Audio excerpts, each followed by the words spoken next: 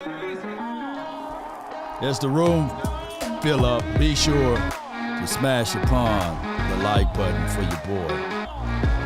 Come on. The name is Law Nation. Appreciate everybody. I really do appreciate you guys so much for supporting the nation. We're alive. Come on. Yo. Mama said there'll be days just like this. Come on.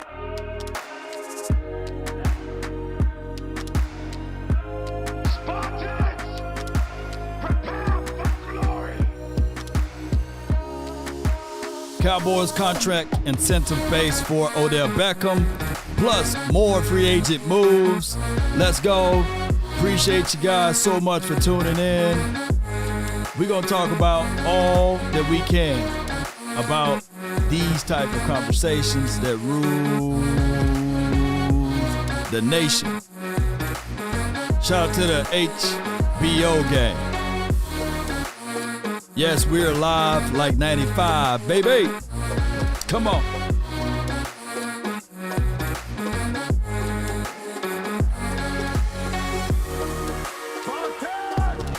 What is your profession? Come on.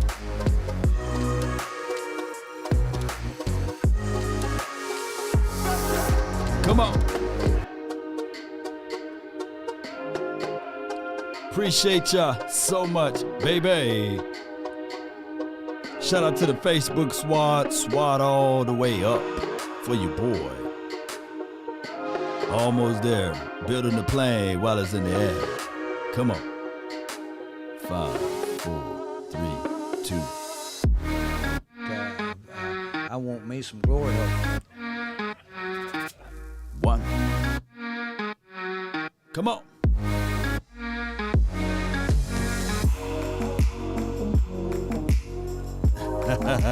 What's good with y'all, man? I hope all is well. One day at a time. Y'all know how it goes over here in Law's land over here. Cowboy Nation, shout out to you all for watching the content, and salute to all of those who pretty much shared this content throughout the world. Let me know how you guys feel. Of course, a lot of people still low. I feel low vibrational energy around because of the mindset of getting rid of Ezekiel Elliott. Now, the conversation will start here. You guys remember about a couple of weeks ago, I said, you know what? Teams should have incentive-based contracts, especially when a player hits a certain age or they come down with certain injuries, etc., right? Now, there was a report from Jordan Shorts. Brilliant guy, wonderful insider for the NFL. And the Cowboys conversation with Odell Beckham been positive, very positive. I think it's down to two teams. Odell can either be a Jet or he can be a Cowboy. What stand in between the two, the money, the length of contracts, etc. He's been working out, he's been showing up, and he's been one of those guys. But also from the offensive perspective, DeAndre Hopkins, he's in Dallas right now, working out in the facilities and everything, letting the Cowboys know, hey, you can call me up and hit me up at any time. But the Cowboys are kind of like, you know what, we good. We doing our due diligence. We don't really get on this situation that we're going to bring you in. We are not showing any interest, what have you, and that's just what it is. We can come out to say, yeah, our interest is high on my guy, hear me out, Odell Beckham, but DeAndre Hopkins, we understand, right? They're not finna take him to the games, right? But they would took Odell Beckham to the games. But my whole thing would be is Don't get too coy with it, though. And the Cowboys are wise, too, because although it is the tampering season, you can tamper with the players. You can showcase the players, let them know that you are intrigued with their results. But by letter of the law, Odell Beckham, he is a free agent, and DeAndre Hopkins is under contract with the Arizona Cardinals, right? He is still under contract with them.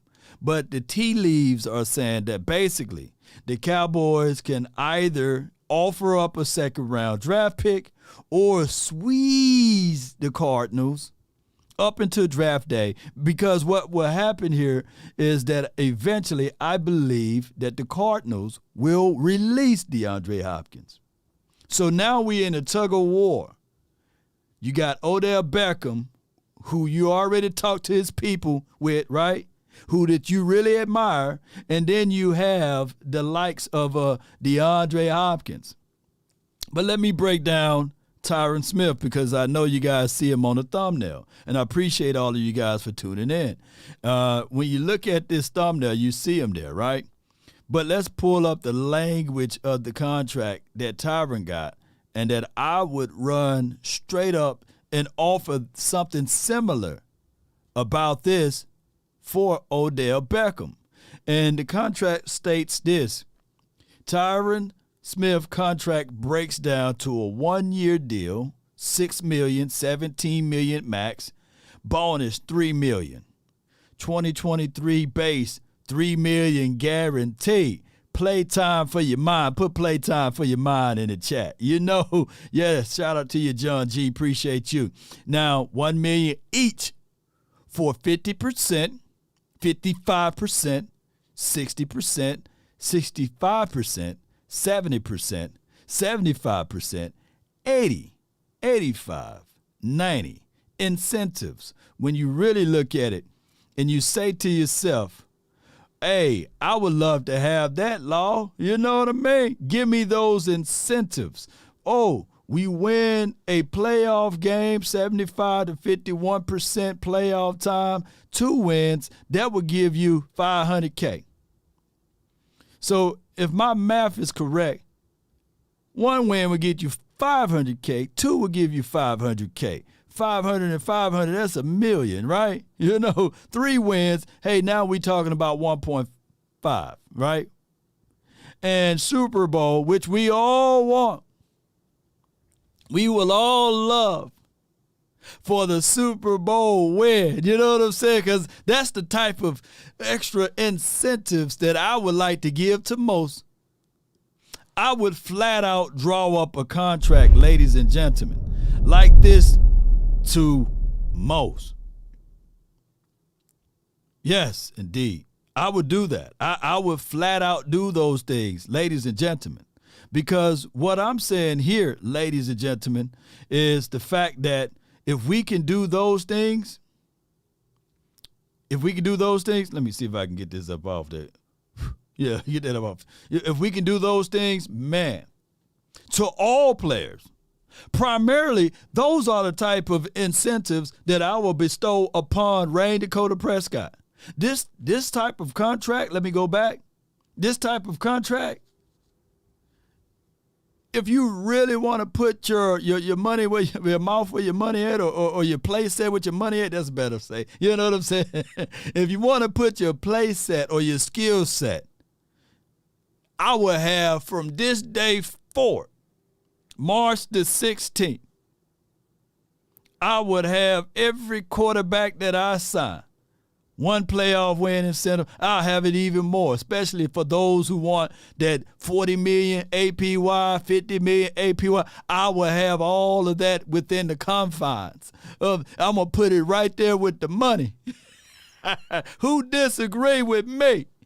Every quarterback that will ever put on a Cowboys helmet, knee pad, shoulder pad, brace, anything, from this day forward, I will have in the contract, hey, man, Playoff time, man. I don't care about the regular season, but playoff, you win me those, man, I'm going to give you some coins. Now, the Super Bowl, I will bump that to $3 to $4 million. You know what I'm saying?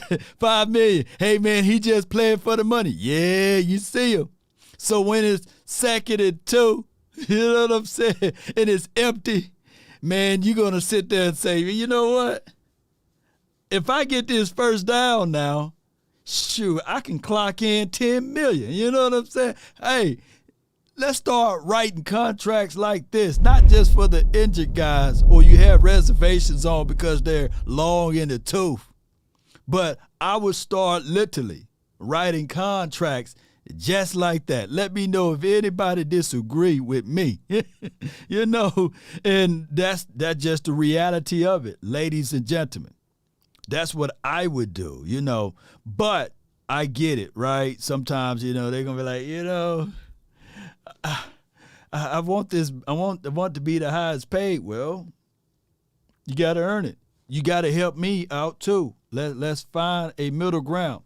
So if the Cowboys front office wise enough, smart enough, brilliant enough, wonderful enough to write out a contract for Tyron Smith, then get to work and write out a contract like that for anybody that you sign that have reservations. And this is from Jordan Shorts. Shout out to him. He says the 2-time All-Pro wide receiver Odell Beckham has had positive discussions with the Cowboys. Sources tells the score. And Jordan be right on the money, y'all. There's no way that I'm going to sit back here a lot to kick it, but he's right on the money. So the positives will be this, man.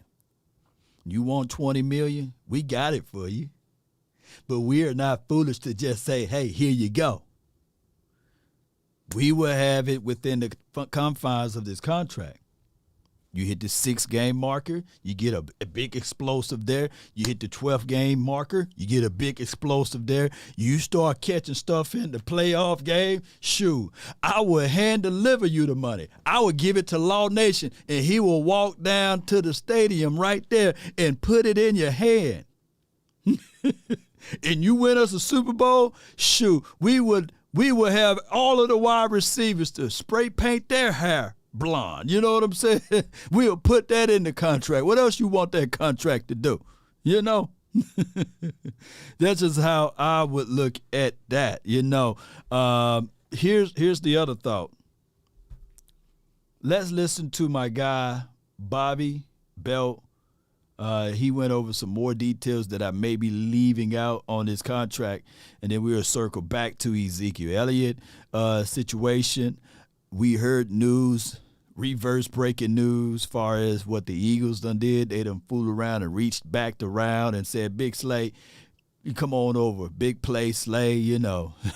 So those are things that maybe, just maybe, if the market dries up for even Ezekiel Elliott and they can't find a running back, maybe, just maybe, hat in the hand type of situation, coming back to the Cowboys could be an option. We may take a page out of that book, but sources say that maybe, just maybe, Zeke probably be going to the Bucs or what have you. That could be that could be what's at play for him. But give me a few seconds here while I scoop up this audio. I appreciate y'all. Let me see if I can find it right quick. Here we go. Let me know. Can y'all hear? And that they're protecting themselves if he gets hurt. And that, look, we'll pay you if you play enough, if you're healthy enough, we'll make sure that you're paid. Because, I mean, gosh, $1 million for 5% increments of playing time is a lot. That's a protection against him getting hurt. I don't think that's a protection against somebody else getting hurt and him having to step in and play. You're ready to be done? Ridiculous. There are voidable years here in 2024 and 2025. So voidable years are basically just salary cap tools that let you shift money to years where he's not actually under contract, which means this is it. This is his last contract year. He's not here past this year. I'm not trying to put Tyron out to pasture. I just don't want Tyler Smith not to be the left tackle. Tyler Smith needs to be the left tackle if you think he's the future left tackle of this football team. Which I guess some people who used to coach around here did not believe. But I'm assuming that they do think that that is the way to go. More than held his own last year. This would be ridiculous. You're just asking to reshuffle things when time. Well, here's what the Cowboys doing. And Tyron Smith, he's going to be your starting left tackle. They're going to slide Tyler back inside. The only thing that can stop Tyron Smith from becoming your starting left tackle would be injury. Let me repeat. The only thing that can stop Tyron Smith from being your left tackle is injury. Here's the thing. The only thing that you guys are angry, a collective of you guys are angry and upset with Tyron is, one, his injury. You know? Two would be, okay, you're going to delay the progress of Tyler Smith, right? You're going to stunt the growth of Tyler Smith. I don't think that you guys can say Tyron Smith is a horrid player or a horrible player. He allows a lot of sacks. He is not that great, Law. You can't say that with Tyron Smith. He's not a penalty machine. He just one of those guys, man, that I don't know what his routine is, but maybe, just maybe, he walks under ladders, right? He busts plenty of mirrors, right? And what else you can do to get those freak bad luck moments, right? He's young old too. The man don't have gray hair. He's about 30 years old, 31, 32, but felt like and feels like he's been playing and he feels like he's 40. Health is his only thing. Lost in Translations podcast. That's a good name, by the way. LTP. I like that. Lost in Translation podcast. He said just draft another tackle. Well, the first order of business, and I'm going to get back to that. The first order of business, Cowboys stop being cute. Go ahead, re-up the right tackle, Terrence Steele. Stop trying to figure out things, because even if you get a second-round draft pick, I truly believe that that second-round draft pick of any tackle that's coming out of this draft will not be game day ready, experience ready, like a Terrence Steele. You will have to go through some growing pains. And according to the information that we got around $22 to $23 million, right? So that's enough money. But neither here nor there. Let me get back to Tyron Smith. Injuries, health, been the number one issues with him. Now, when we start talking about Tyler Smith, dog nasty, young, hungry, going to fit well with, what was it, Mike Solari. He's going to fit well with his scheme. Go back, babies. Go back and watch the actual tape of how the Seattle ran their zone run scheme. Go back, watch the 2018-19, and I believe right at 2020, or I have to go back to 2017, on how they ran the ball with less weapon. They didn't have a Tony Pollard over there, right? They had a Russell Wilson, right? And we see what he looked like without that particular protection and running the ball and a certain system base and what have you. So what I'm saying is they didn't have, also within the confines of that particular O-line, they didn't have the talent that we got right now. And if you're going to put Tyler Smith back inside, he's quick, he's strong, got a powerful base, and baby, when he pull, and you fool around, got your safety, got to commit, and he got to stop him, you already know that safety in his mind, or even a linebacker versus Tyler Smith on the edge when you pull him. Shoot, he's going to be saying in his mind, damn. That ain't what you want, baby. That ain't what you want, baby. That ain't what you want. Right or wrong, y'all? Shoot. But I do agree with my guy Lost in Translation podcast. Just draft another tackle, right? Because we don't know the timetables of Matt. Well, let's go. We don't know. And trust me, I can try to think of a world, right? I'm like Dr. Strange over here. I'm thinking of 1,000 possibilities of not having Joshua Ball out there. You know what I'm saying? Shout out to Josh Ball. Can we see him next year? You know, and then next year hit, I'm going to be like, can we think of next year? I don't want Josh Ball. You know what I'm saying? What that dude said, days of future past. I don't want your future. I don't want that. You know? I would rather have Tyron Smith at 40% versus 110% Josh Ball. Y'all let me know if I'm wrong. I'm sitting here, I'm waiting. I want to know, I need to know, I got to know. Let me know if I'm wrong. Baptism, okay, I see you. Of course, take Robinson at the 26th pick.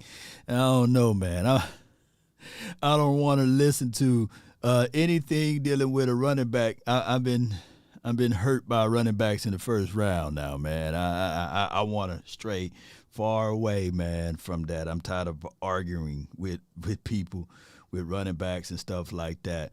And speaking of that, let me see if I can contextualize it a little bit differently. Because the days of paying your running back should be over with now, right? Granted, we like what Ezekiel Elliott brought to the table, but let me hear this. Ezekiel Elliott will be coming up in July. To his credit, he got that big second contract. He did. Maybe the size of which we're not going to see anymore for running backs. I mean, the Todd Gurley contract that Jane mentioned there, the Ezekiel Elliott contract, teams don't like to give them out. Nick Chubb got some money. Derrick Henry got some money. Not this kind of deal. Where does he get his third deal? Would you give him a third deal? Well, what do you give him, right? And that's from the NFL Network, you know. So I forgot the guy, but you know the guy with the ears, you know, I forgot his name, got the big ears. But I would tell you, man, it's one of those things where I don't see another running back getting the type of contract that Ezekiel Elliott got, right? And they already putting the trade blocks for Henry, and I don't think that that's even a situation now. He's not a playmaker. I feel you. RB talk after yesterday. Laugh out loud. Thanks, 21. Yeah, let me listen to this one more time. Let me listen to all what he's going to say where my guy is going. I think at this point, Ezekiel Elliott is just a good backup. I don't think a team is going to look at him and say, you saw the production or lack thereof last year, especially compared to Pollard. And this was the risk of taking a running back that high. And they hit the wall fast. It's just not a long career where you just can carry it over. And Ezekiel Elliott, at one point, his first couple years, was the best back in the league. Dallas offense was focused completely on him, that big offensive line, best offensive line in football. Bullshit. And that's how they won games. But you slowly saw the explosiveness go away, the power go away. And that's just what happens with running backs, where their shelf life, they just hit the wall so fast. So it's a learning lesson for teams. The Giants, a couple years later, did take Saquon Barkley, and that was controversial. We'll see how Saquon's career plays out. But, yes, this would seem like the last big money deal of, hey, man, we got to take a player this high, a running back this high, and pay them. Because, as you mentioned, even these big money free agents that have been signed, they haven't lived up to their expectations of these contracts. So this running back position, yes, it's very difficult to sort of evaluate and say, can these guys carry us for a long time? The proof is just not there, Cynthia. I think that running backs are devalued because of the fact that it's the easiest spot for a guy to come in to make the impact. But on teams, the running back tend to have more touchdowns and more yards and more touches. Let me repeat, more touchdowns, more yards, and more touches. And the second person out of that will be the quarterbacks. Now I'm looking at it like a new philosophy. Like, you get these dual threat quarterbacks, they're going to have more yards, more attempts, more touches, right? And a chance to be your quote-unquote running back of your team. Look at it. The Eagles laid out a blueprint. And Chicago, like, although, the Eagles made it all the way to the Super Bowl and they fumbled, right? They're going to look at it like, shoot, they look at it and perceive Justin Fields a better passer than Jalen Hurts, more athletic than Jalen Hurts. Let's put weapons around him.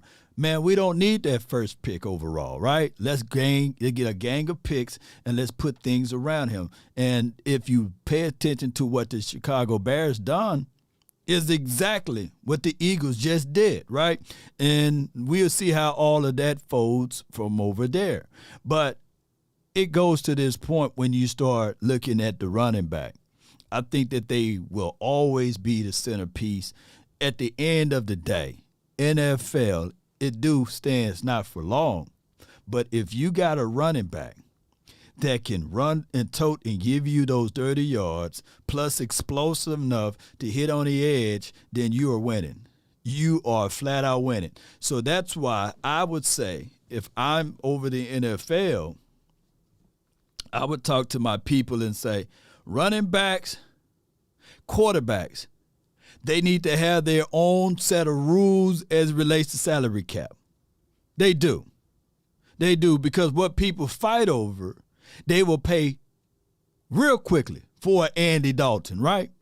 Andy Dalton is literally stealing money, and he's getting paid more than most of the running backs, right? They didn't bat an eye talking about paying Andy Dalton, right, who's going to Carolina on his third or fourth team, playing musical chairs. He hurt the team just as much as he helps teams, right? And no one think about, hey, man, you know what? Are you sure you want to pay him that? But that's just what it is. They just need, because what will happen here is that position, people would devalue it to a degree. And I'm just sitting here like, man, instead of me playing running back, I might as well go to the linebacker side, right? On the defensive side, I'd rather be the hitter, right? Or I might as well, when I'm going into the pros or what have you, hey, can I be a receiver, right? Don't put me down. Please don't put me down as an RB. No. But I get with what most people say. People going to look at it from the fantasy football eyes and say, well, this guy's trash. But running backs also production depending on what scheme you play for and what team you play for too. Not everybody can eat off of 10 touches, right? And showcase their value, right? Some people would need 20 to 25. Some backs would need 28 touches, right? But Eric Daniels, appreciate you, man. He says, Andy, laugh out loud. Let me see what else they have to say about this. Well, for most teams, what you're seeing is a strategic shift to having not just one lead running back with maybe a backup that sees just a few snaps, but having more of this dual threat situation that has been more successful. And especially as we've seen more tight ends become pass catchers, you've just seen the role of the running back change and shift. So life's about P times Q, right? Price times quantity. So if you're going to say, like, how long can you last in this league? Maybe you'll see, all right, we'll sign you to a deal that really is about staying in the league longer, more longevity, than it is to do this one giant deal that is just so prohibitive. The cap only went up about, 8% this season? It's not like it is a huge number, don't get me wrong. But if you're not understanding how the dynamics of wide receivers and quarterbacks are impacting the price for a situation like a running back, then you're kind of missing the whole point. So you got to look at the whole thing holistically, the use of multiple running backs holistically, and how long they're actually impactful. So it's kind of the market shifting just in general and how we play in general. No doubt. So applaud to her, and shout out to, is it Women's Month? So shout out to her. I don't know her name, but she brought up a very, very valid point here, ladies and gentlemen. The running back, the things that's been winning, dual threat, right? You may have your Thunder. You may have some lightning here too. Well, when I look at the roster, I'm looking down the thing, and I'm sitting here saying lightning. That's what I'm saying. Let me know if y'all seeing something different on the Cowboys roster. Tony Pollard, lightning. He's for dog sure, not thunder. Malik Davis, he's the unknown, but I'm going to put him in the lightning category. I'm not finna. Him and Tony kind of run similar. I think that if it was a bench press situation, Malik might win against that. I don't know who's the strongest out of the two. But both of those guys, the law of diminishing rates of return will settle in, right? And this season is a long one, and I can't go into the 2023 season with both of those boys as my only backs. We're going to have to get a big boy in there. If not, I would feel comfortable if we find a fullback. But fullbacks nowadays, like, shoot, I might as well transition my life over to linebacker playing on the defensive side. I see how y'all do us, So I think that the Cowboys need to go get them a big boy. Malik Davis run hard. This is from Al. Yeah, he run hard until he start getting hit hard, right? We don't know. He still falls under the category as the... Well, what I'm saying is that there are known knowns and that there are known unknowns, but there's also unknown unknowns. Things we don't know that we don't know. That's just what it is. And his entire resume, even in college, he was always the split back. He was always coming in like, hey, Pierce did some hard work. Hey, let me tap the helmet and let me get my guy Malik Davis in. Who remember? Who put it like this? Put it like this, people in the chat. Who followed Malik Davis when he was running for the Gators, right? Who remember they didn't have 2-back system. They had a 3-back system over there. His role always been split, right? And his role always been split into 3s. So I'm not finna go out here and say, all right, yeah, Malik, I'm going into this year with just 2. Who remember?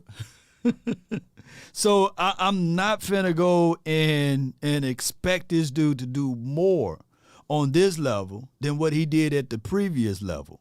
Yeah, Sean Black, he a Gator fan. Yeah. So I'm gonna listen to Sean Black over here, man. Let me know, man. Call in when we open those lines up, man. But I'm just saying, I'm not taking away from Malik Davis, and I'm not taking away from Tony Pollard. But what I can do for sure is look at the law of diminishing rates of return. And I can guarantee you the explosiveness from those two will do like this to like this over a period of time by natural order of the law. I'm not saying that my guy, Tony Pollard, can't get 25 to 30 touches. But what I'm saying is that there's going to be a trade-off when you do that. You're going to see less explosiveness, right? You're going to see less impactful plays, right? For example, I didn't see a lot of Kevontae Turpin in the regular season as it relates to kickoff and punt returns, right? And I had made a post out there saying that, shoot, when we get to the playoff, man, I'll prefer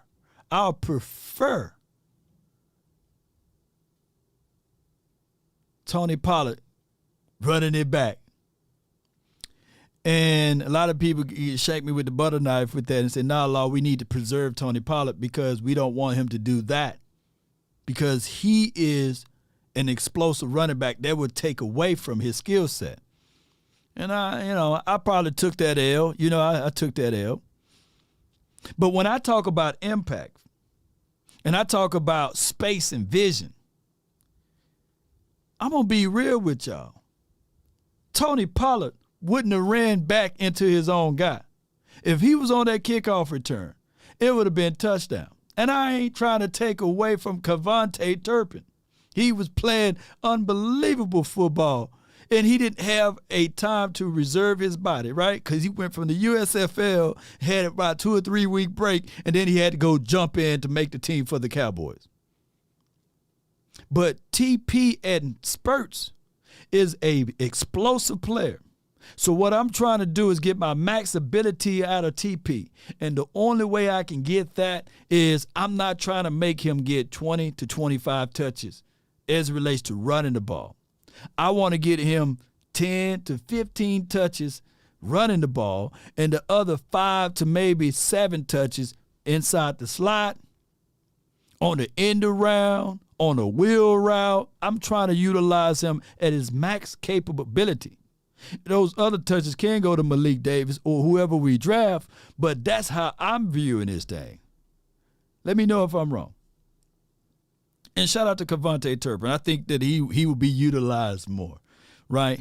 I want Kevontae Turpin to be utilized a little bit more. All I'm asking the Cowboys front office to do, or not the front office, the coaching staff, even as a decoy, send that man on a 9. He's too small, Law. That's okay. You got to catch him. Right? You got to catch him. He's too small. Yeah, you got to catch him. And it's hard to catch him on a 9. And that DB that's sitting back on the roof, he said, dang, man, number 2 is out there now. You know what I'm saying? Because I think that they should give that man number 2. I don't want to see another offensive player wearing number 9. You can get a number 9 to defense, but I don't want to see another offensive player wearing number 9. Give Kevontae Turpin number 2. It looks better on him, right? And then you can cut Jordan Lewis if he don't want to give up that number, and then bring him back. Cut Jordan Lewis. If Jordan Lewis don't want to give up that 2, cut him. And then bring him back, and then give him another number. Don't give Jordan Lewis number 9, but cut him and bring him back. Yes, indeed. My guy Will Smith says, Odell Beckham Jr. is broken down. All right, let me listen to more of this audio, man. But I appreciate you. Y'all get what I'm saying, baby. Y'all let me know in the chat if y'all get what I'm saying. Tyron gets hurt if he starts at left tackle. Yeah, let's be honest. You just kind of referenced it there. Joe Philbin didn't like Tyler Smith. And as much as the discussion was after the draft, like, hey, no, but he came around. And I think you talk to people over there, they'll tell you, Joe Philbin never totally came around on Tyler Smith. And so I think how can that be throughout the year, the way the kid played? He never came around on Connor McGovern either, really. And I mean, that's... See you, Joe. That also makes a lot of sense why he was having such a time naming a... Dale, Ryan, appreciate you, man. We haven't opened up phone lines yet, but we're going to open up the phone lines in a few. But appreciate you just hold tight. As far as Joe Philbin, yes, he didn't like Connor McGovern from whatever we heard, and then we know that he didn't like Tyler Smith. So they probably looked at it like, hey, your time in the sun is over with. So... Y'all remember I called out a spade when I said Joe Philbin last season, this season when they released him, and y'all said, nah, man, they didn't fire him. They let his contract go, and he really retired because he had health issues. When you work for a good company, they're going to announce that you are retiring. They're going to announce that they're going to do the right things by you. You know, they ain't going to just let you walk off into the sunset. You know, those boys were fired. All of those guys that they allowed their contract to end, those guys were softly fired. They had to get go. That's just what it is. But if you want to softly fire someone, hey, the end of the contract is over with. Just like my lawn man, if I want to get rid of him, I would tell him, hey, you gone. I'm not finna go back and look at the contract and say, hey, man, the contract is over with. If I didn't like his services, I would say that, right? That's softly firing him, right? But shoot, if I want another Joe Blow over here, I would literally say, hey, you're hired, the other guy's gone. It's firing someone. That's just how it goes. But if he had health issues, they would have said, hey, due to the circumstances of his health, he is retiring. We're going to throw a retirement party. 4 out of the 5 guys that's on that front 5 was hurt. He did a remarkable job. Shout out to him and all of his expertise that he brought to the table for the Cowboys. But you don't just let the man go like that, and don't mention why not bring in Austin Eckler. got to mix it up a little bit, right? Austin and Tony is same type of running back, and then Malik would be your only strong guy, but he ain't really strong like that. Although he run hard, but I won't turn a blind eye to Austin Eckler, but the price got to be right. I'm gonna turn into doggone my guy Stephen Jones if he gonna want a certain price tag that's too high. Willie T says Joe Philbin never really had a blocking scheme. Wow. Well, kudos and credence to that. You're right. Left guard before Tyron got hurt in training camp because he didn't like either one of them very much. He didn't think either one of them were very good. The Cowboys have freed up $10.8 million once they get to June with the post-June 1 designation for Ezekiel Elliott. Gets them an extra $6 million or so than they would have had if they just ripped off the Band-Aid and did it all now. But how do they divvy up these carries? So this is going to be Tony Pollard's the bell cow.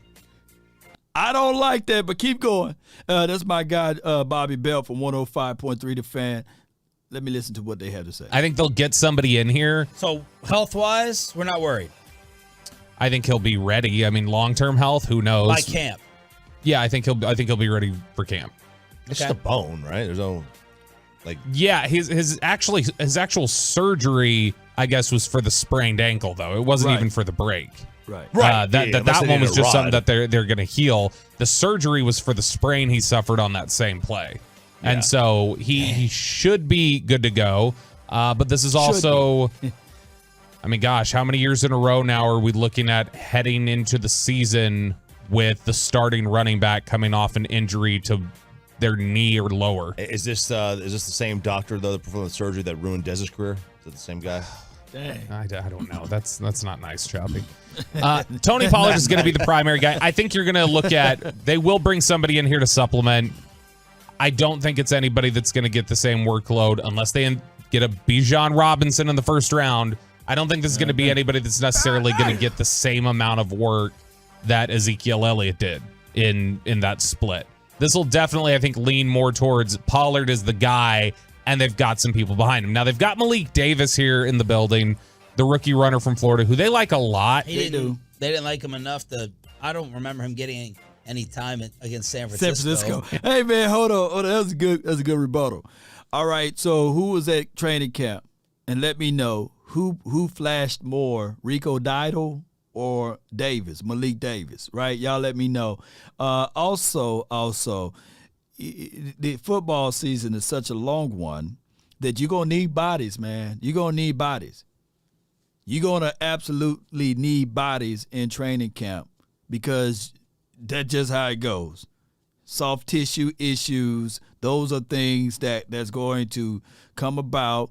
And on top of that, I think that the Cowboys can get away with this particular draft situation of drafting two running backs if they can't find somebody in the free agency. Now Rico, his hip situation, well, when he dropped his hip and hurt his hip, that hip is everything.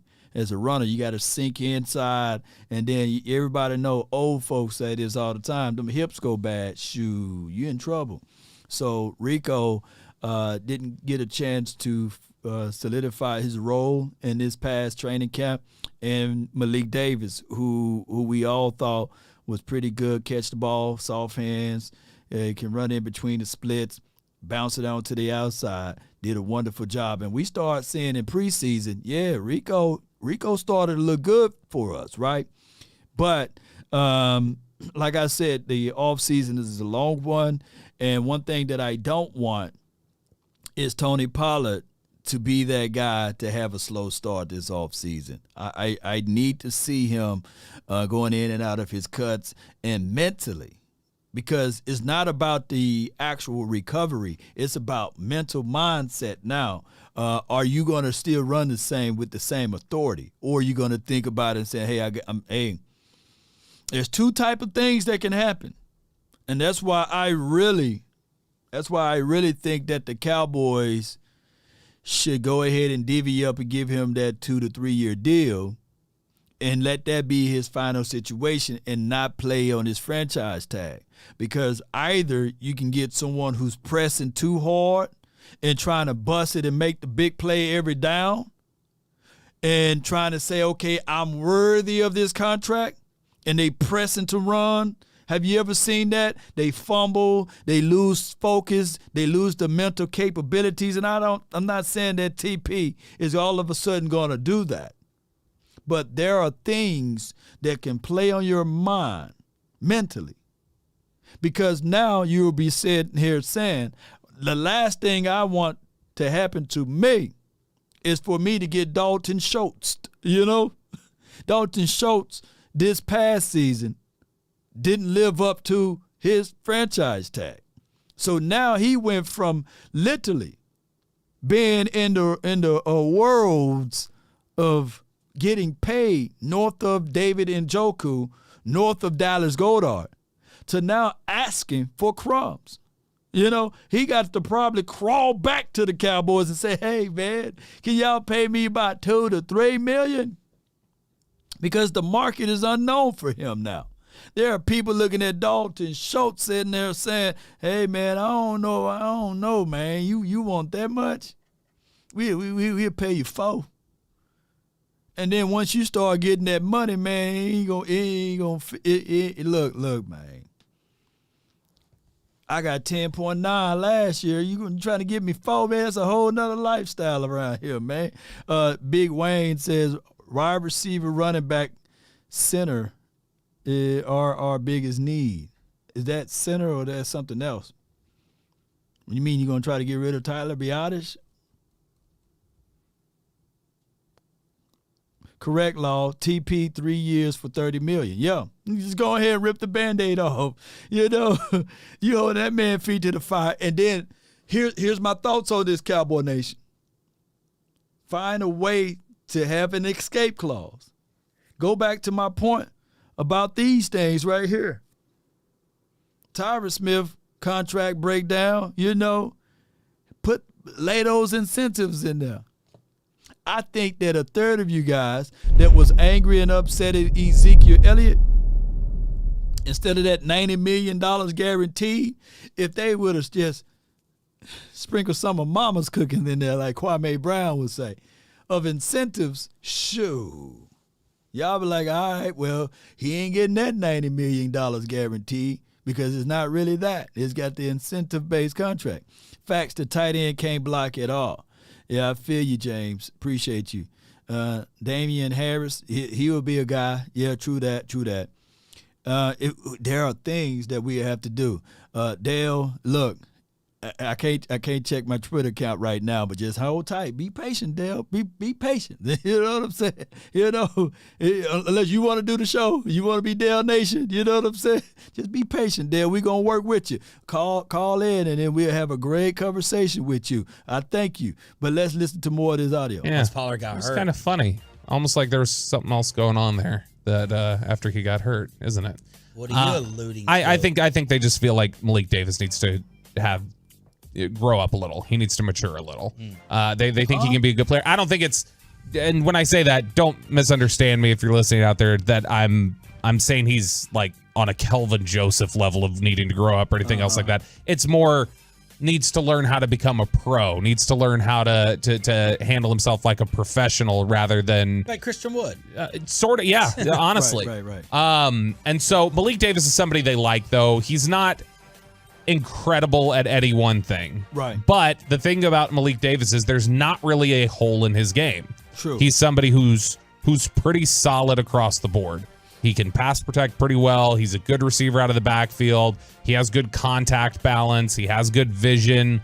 Contact balance, the idea there basically is doesn't get knocked off his platform very easy. If somebody, he kind of pinballs around, bounces off of guys. They liked Rico Dowdle for a number of years here. I think Rico Dowdle's a better player than Malik Davis. He's just always been hurt. Every year that he's been here since 2020, he's gotten hurt, has not been able to stay healthy. Malik Davis was able to remain healthy, remain available. I think that's giving him an edge right there, even though I think they think Dowdle may be a better raw football player. No doubt. So that's their assessment on that. The assessment starts all the way over. It starts back at 0. Why? Because you got a new running back coach. You got a whole different scheme on the offensive line situation. Solari. So I'm going to be looking at how he's going to do all of his scheme setup. And who's our running back coach for right now? What's his name, y'all? Y'all let me know. What's the running back coach name? Because I'm going to have to look up his resume and see how he like to set up things. But it's going to be a whole different assessment. And sometimes I'm glad because it won't be tainted. It may be a situation whereas he probably look at Rico one time and say, man, get that man up out of here, man. Get him up out of here. I like this dude that we drafted. Or I like this undrafted guy. Appreciate you. We got another super chat. Appreciate you. Big Wayne says, Law, I want a tight end that can drag his feet.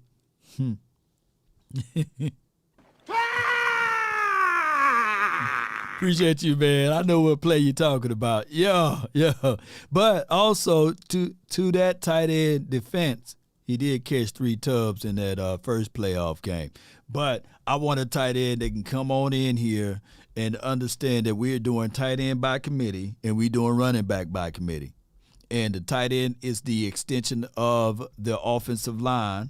And he is also the extension of wide receivers and as well as running backs. I need me a knowledgeable tight end. I need me a guy that can understand those things. Big Wayne says Malik has the best ability, which is availability. Yeah. I don't have any. Dracarys. Big Wayne.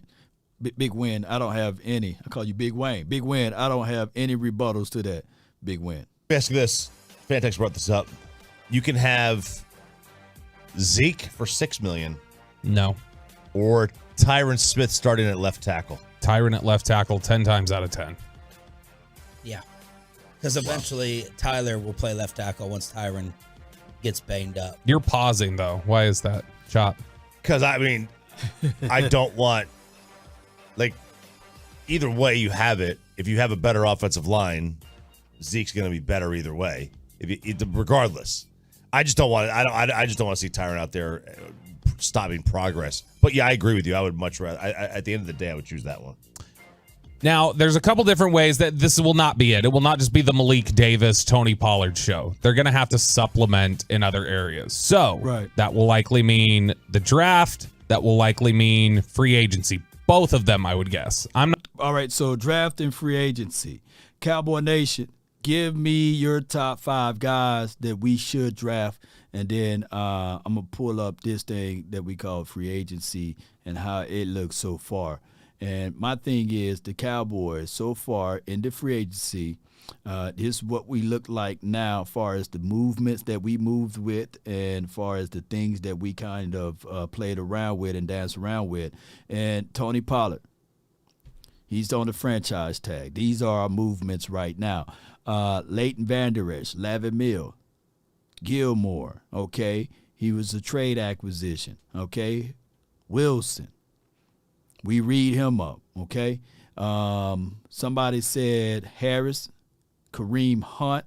I see y'all with that. Let me pull this up and give me 1 second because I do like Kareem's Hunt ability. And Kareem Hunt, his skill set is a little bit similar to Tony Pollard, but I think that he would have, he's what? They're about the same size, right? Kareem just probably a little thicker, right? And he's absolutely used to being a split back. Let me just pull this up. He had 468 yards rushing in last season. And on top of that, his receiving, he had 210. And if you look at both of those things, ladies and gentlemen, I would tell you guys Kareem Hunt would probably be a guy that, and he's a decent blocker, right? Been around the NFL for a second. He would probably be your best option as it relates to veteran guy. Do y'all agree? You put. This is what I would do with Kareem Hunt if he was on this team. I would start off the game with TP, right? Some of you guys were looking at it like, look, we need to start off the game with a little bit faster, pace. We need to start off the game with somebody that can bust it open to the side or what have you.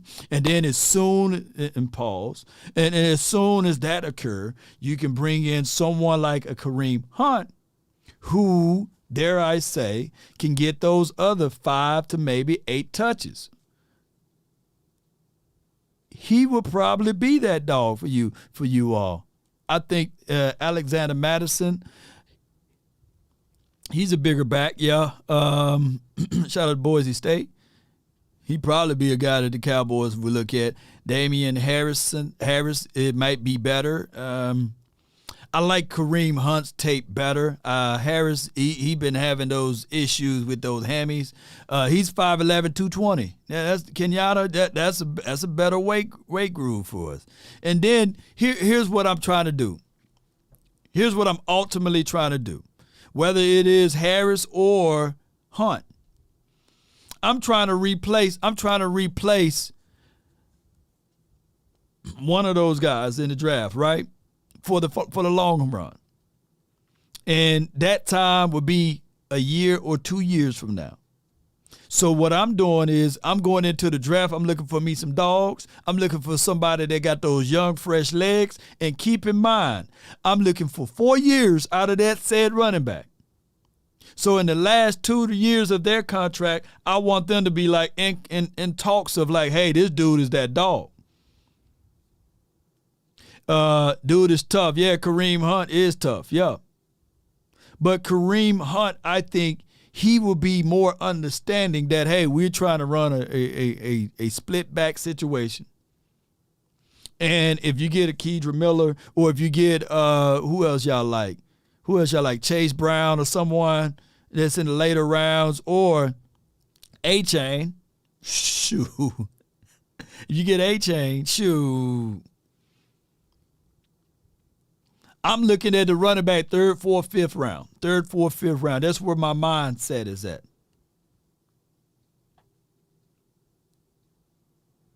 We got one spot on this defense. And I'm amazed how long I've been live. How long I've been live? Let me see. We got one spot. Let me do this. Y'all do this with me.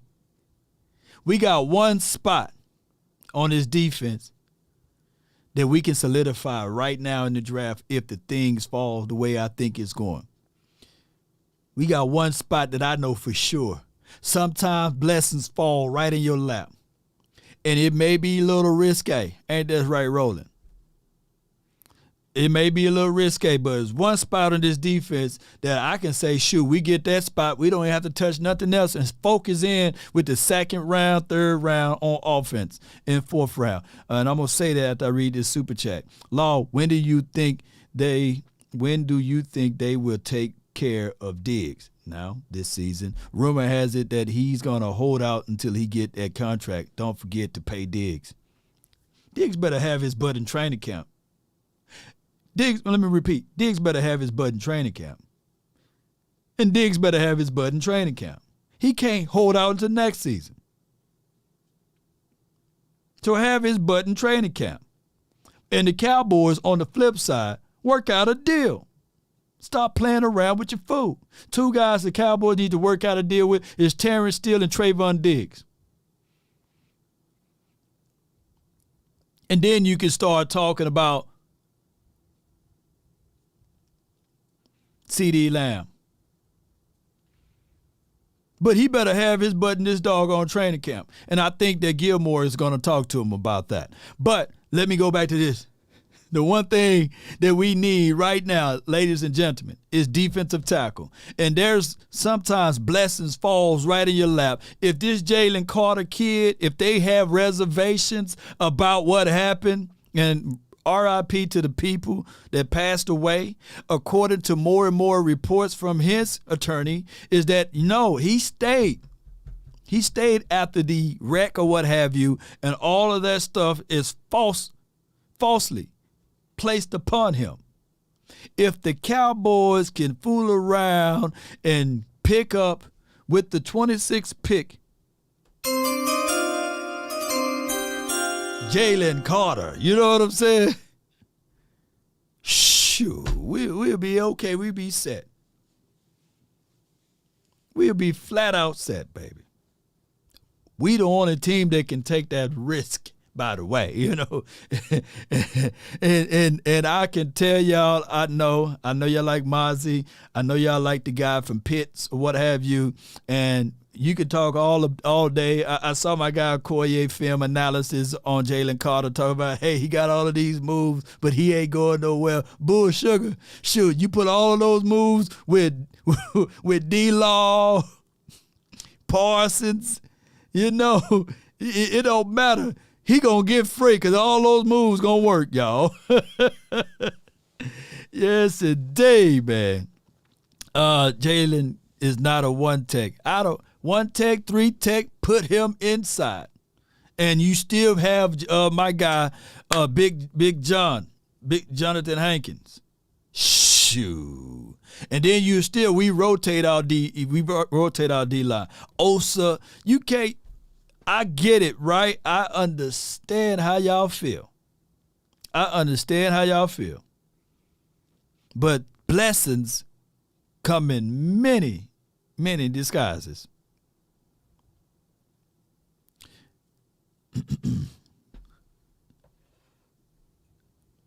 DT from Baylor at the first round. I think that DT from Baylor, you can scoop him up in a second. But neither here nor there. We got one spot, regardless of if it's Carter or whoever.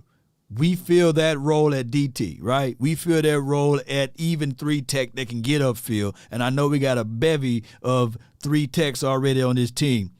I'm trying to figure out ways that I can see less of Gilmore, or Galmore, I meant to say. Now I'm calling him Gilly. And I'm trying to figure out ways I can see less of Galmore. In any shape, form of rotation pieces.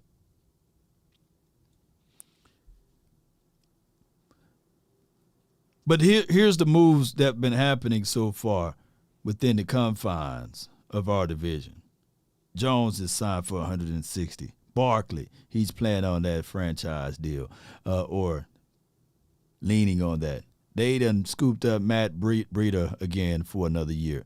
Sterling Shepard, he's going to be back. Waller, okay. Jared Davis, okay. None of these kind of raise an eyebrow. Rashad Penny, they're going to be looking for a running back in the draft. Boston Scott, Kelsey, he's coming back. Fletcher Cox, Graham, he's coming back. Bradbury, Darius, Slay, he going to remain on the team. You know, I laughed and scoffed at the Eagles, and they turn around, and now they're getting the boy back in the building. So shout out to them. We got these things right here. Jacoby Brissett, not a threat. You know what I'm saying? Wiley, that was a good, decent move for them. What I'm looking at, they done went and solidified. I'm talking about the Washington team. They went and re-solidified their O-line play, and that's pretty good moves right there. And I do like when teams look at the trenches, pain. We see that. Cam Dantzler, he's a gritty guy, but he can get burnt at times. And Danny Johnson, he ain't nobody. You know what I'm saying? I ain't going to talk bad about him. But we already seen what the Chicago doing. We ain't worried about them. But collectively in our division, I still look at what we did, even though our list is not as long as our contemporaries, I still look at it like the Dallas Cowboys. Remember this, by our draft ability, we don't have to rush things at all because we draft pretty well. But what we need to do is just like that trade situation and scenario right here, just like this for this guy right here, we just probably need a slight adjustment for 1 to 2 more players. And I'm thinking that if we look at all of these toys collectively, I'm only seeing one offensive guy, all of the defensive guys from Dan Quinn, he getting his toys. I need for us to dance a little bit more A little bit more, ladies and gentlemen, with the offensive side of the coin. And that could be very much so via the draft or what have you. Jesse says, Law, I want Bijan Robinson, who the draft best running back. I'm a huge Longhorn fan, but you heard it first from me. Is that Bigsby from Auburn would be the running back steal of the draft? Okay, all right. Yeah, and I think if Bijan Robinson, if Bijan Robinson is as good as he is, there's no way he'll fall to the 26th spot. If he's really that guy that can help us, and I know you're a Hook'em fan, but if he is good as he is, he wouldn't be at that 26th spot. He wouldn't be at that spot. It's blurry for y'all. Let me know if y'all can't see it. Zoom on in. And on top of that, for far as Hook'em, hey, I hate to say this, man, but I gig him. You know what I'm saying? A-Chain, he would be where? Y'all let me know in the chat. Where would he be drafted at? What round? Because A-Chain, you will probably be able to do a little bit more with him in a situation whereas the pressure won't be that immense about filling in the shoes. Filling in the shoes of Ezekiel Elliott. Because that's the first thing people going to think when you draft Robinson. All right, we got Jesse. He says, Law, that's what you said. Okay, my bad. Big Wed says Colin played his toe tag bill. He will be back as guard. Just kidding. Are you talking about La'el Collins Big? I feel you, fam. Yeah, that would be funny. He come back as a guard, and then we work some other things out. My guy Hotspot Casino says draft Gibbs in the first. Jahmyr Gibbs, Alvin Kamara 2.0. So you will have Tony Pollard as your number one bell cow. That's what they just said earlier. And you have Gibbs as your number 2. Davis as your 3. Shoot, we a track team over here, huh? And then you got Hyatt in the second. That's better. That's better, Hotspot, because you said Hyatt in the first yesterday. So that's better, Hyatt in the second. I can probably live with Jalen Hyatt in the second, juxtaposed to the first. And defensive tackle from Baylor in the third. That's my top 3 draft picks for Dallas. Let me give you this one right here, because that would be a steal for Ike in the third. And that would be Dracarys. That would be awesome to get Jalen Hyatt. You get Jalen Hyatt in the second, and then you have Jalen versus Jalen to fight out that role as the third wide receiver or fourth wide receiver, to give or take about that, you know. Law, spill the beans on the news. J Tuck holding out on us. You know, I don't know what J Tuck is saying, man. What J Tuck is saying. Law with the cap. Yeah, you know what? Eastside, I know you're a diehard Cowboy fan, and you're late. You're supposed to be in here about 30, 40 minutes ago. But Eastside, you know what? Let me know how Noah Brown would do for you this year. You know what I'm saying? Dracarys. That's my boy, man. Y'all take real good care of Noah Brown over there. You know. Rashawn Johnson, round 3. Yeah. I think that would. Can he fall to the 4th round? Let me see what y'all talking about, man. Let me see what y'all talking about. My guy, J Tuck. J Tuck, he got some stuff, man, that he be knowing sometime. He be knowing some stuff, man. Yeah, Eagles fan need to really put no-fly zone on this kid. Yeah, he said some crazy stuff. From IG page, Prescott was working Cowboys offense in the Dak backyard. Tolbert, Houston, Turpin, McEwen, and Jake Ferguson, not in the picture. Greer, Oh, okay. That's what he's probably been holding up. See, Jay Tuck be knowing some stuff, man, for real. So, in his backyard, I can tell that's Dennis Houston right there, and that's Jalen Tolbert. Okay. So we ain't nobody, y'all. We ain't drafting no wide receiver. We got it right here. we got it right here, y'all. Yes, indeed. Eastside Harold says Robert Woods will show him the ropes. Let me see, because you was the first one. Let's see what Robert Woods did last year. You know what I'm saying? Let me see what he did last year for your boy. You know what I'm saying? Let me see what he going to show him. Because I think that Noah Brown was better than Robert Woods last season. Let's see what he doing. I think that Noah Brown, this is what you gonna be doing, crying in a few months. You gonna be crying. Robert Woods, you need to be learning from Noah Brown.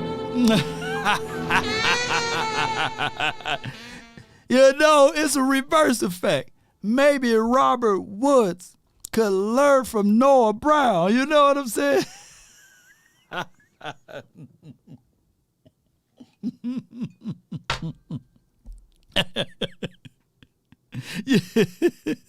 Hey, man. Hey, when he look up that, he gonna be like, man, you know what? Damn.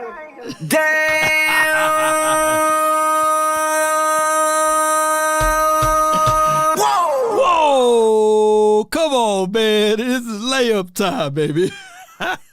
Let me leave my guy alone, man. And let's open up the phone lines brought to you by Power Hands and Inside the Huddle. I'm telling you guys, more and more things is about to occur, and we're just going to go ahead and speed this show up. Hit my line, baby. Let's go. The phone line for your mind. 657-390-7391. And speaking of that, let me get this together. The guy by the name of Odell Beckham Jr., D-Hop, and whoever else you guys wanted wide receiver will be the topic of the conversation. Shout out to your Texas Angler. Did you see Jalen Carter drill video? Yo, come on.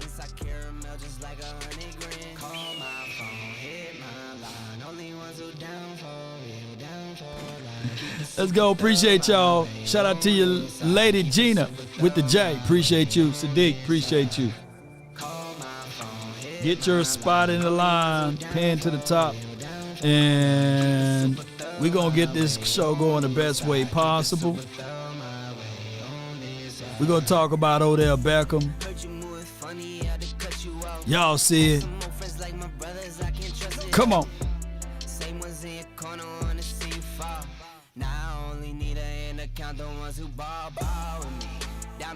Is it Odell Beckham?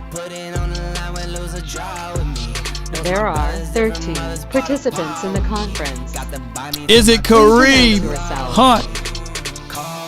Who's going to be the guy that helped this team out down the line? I got my guy. Darius, you're live. What's good, fam? Holla at me, man. Man, Laura, what's happening? What's your favorite spot to eat at?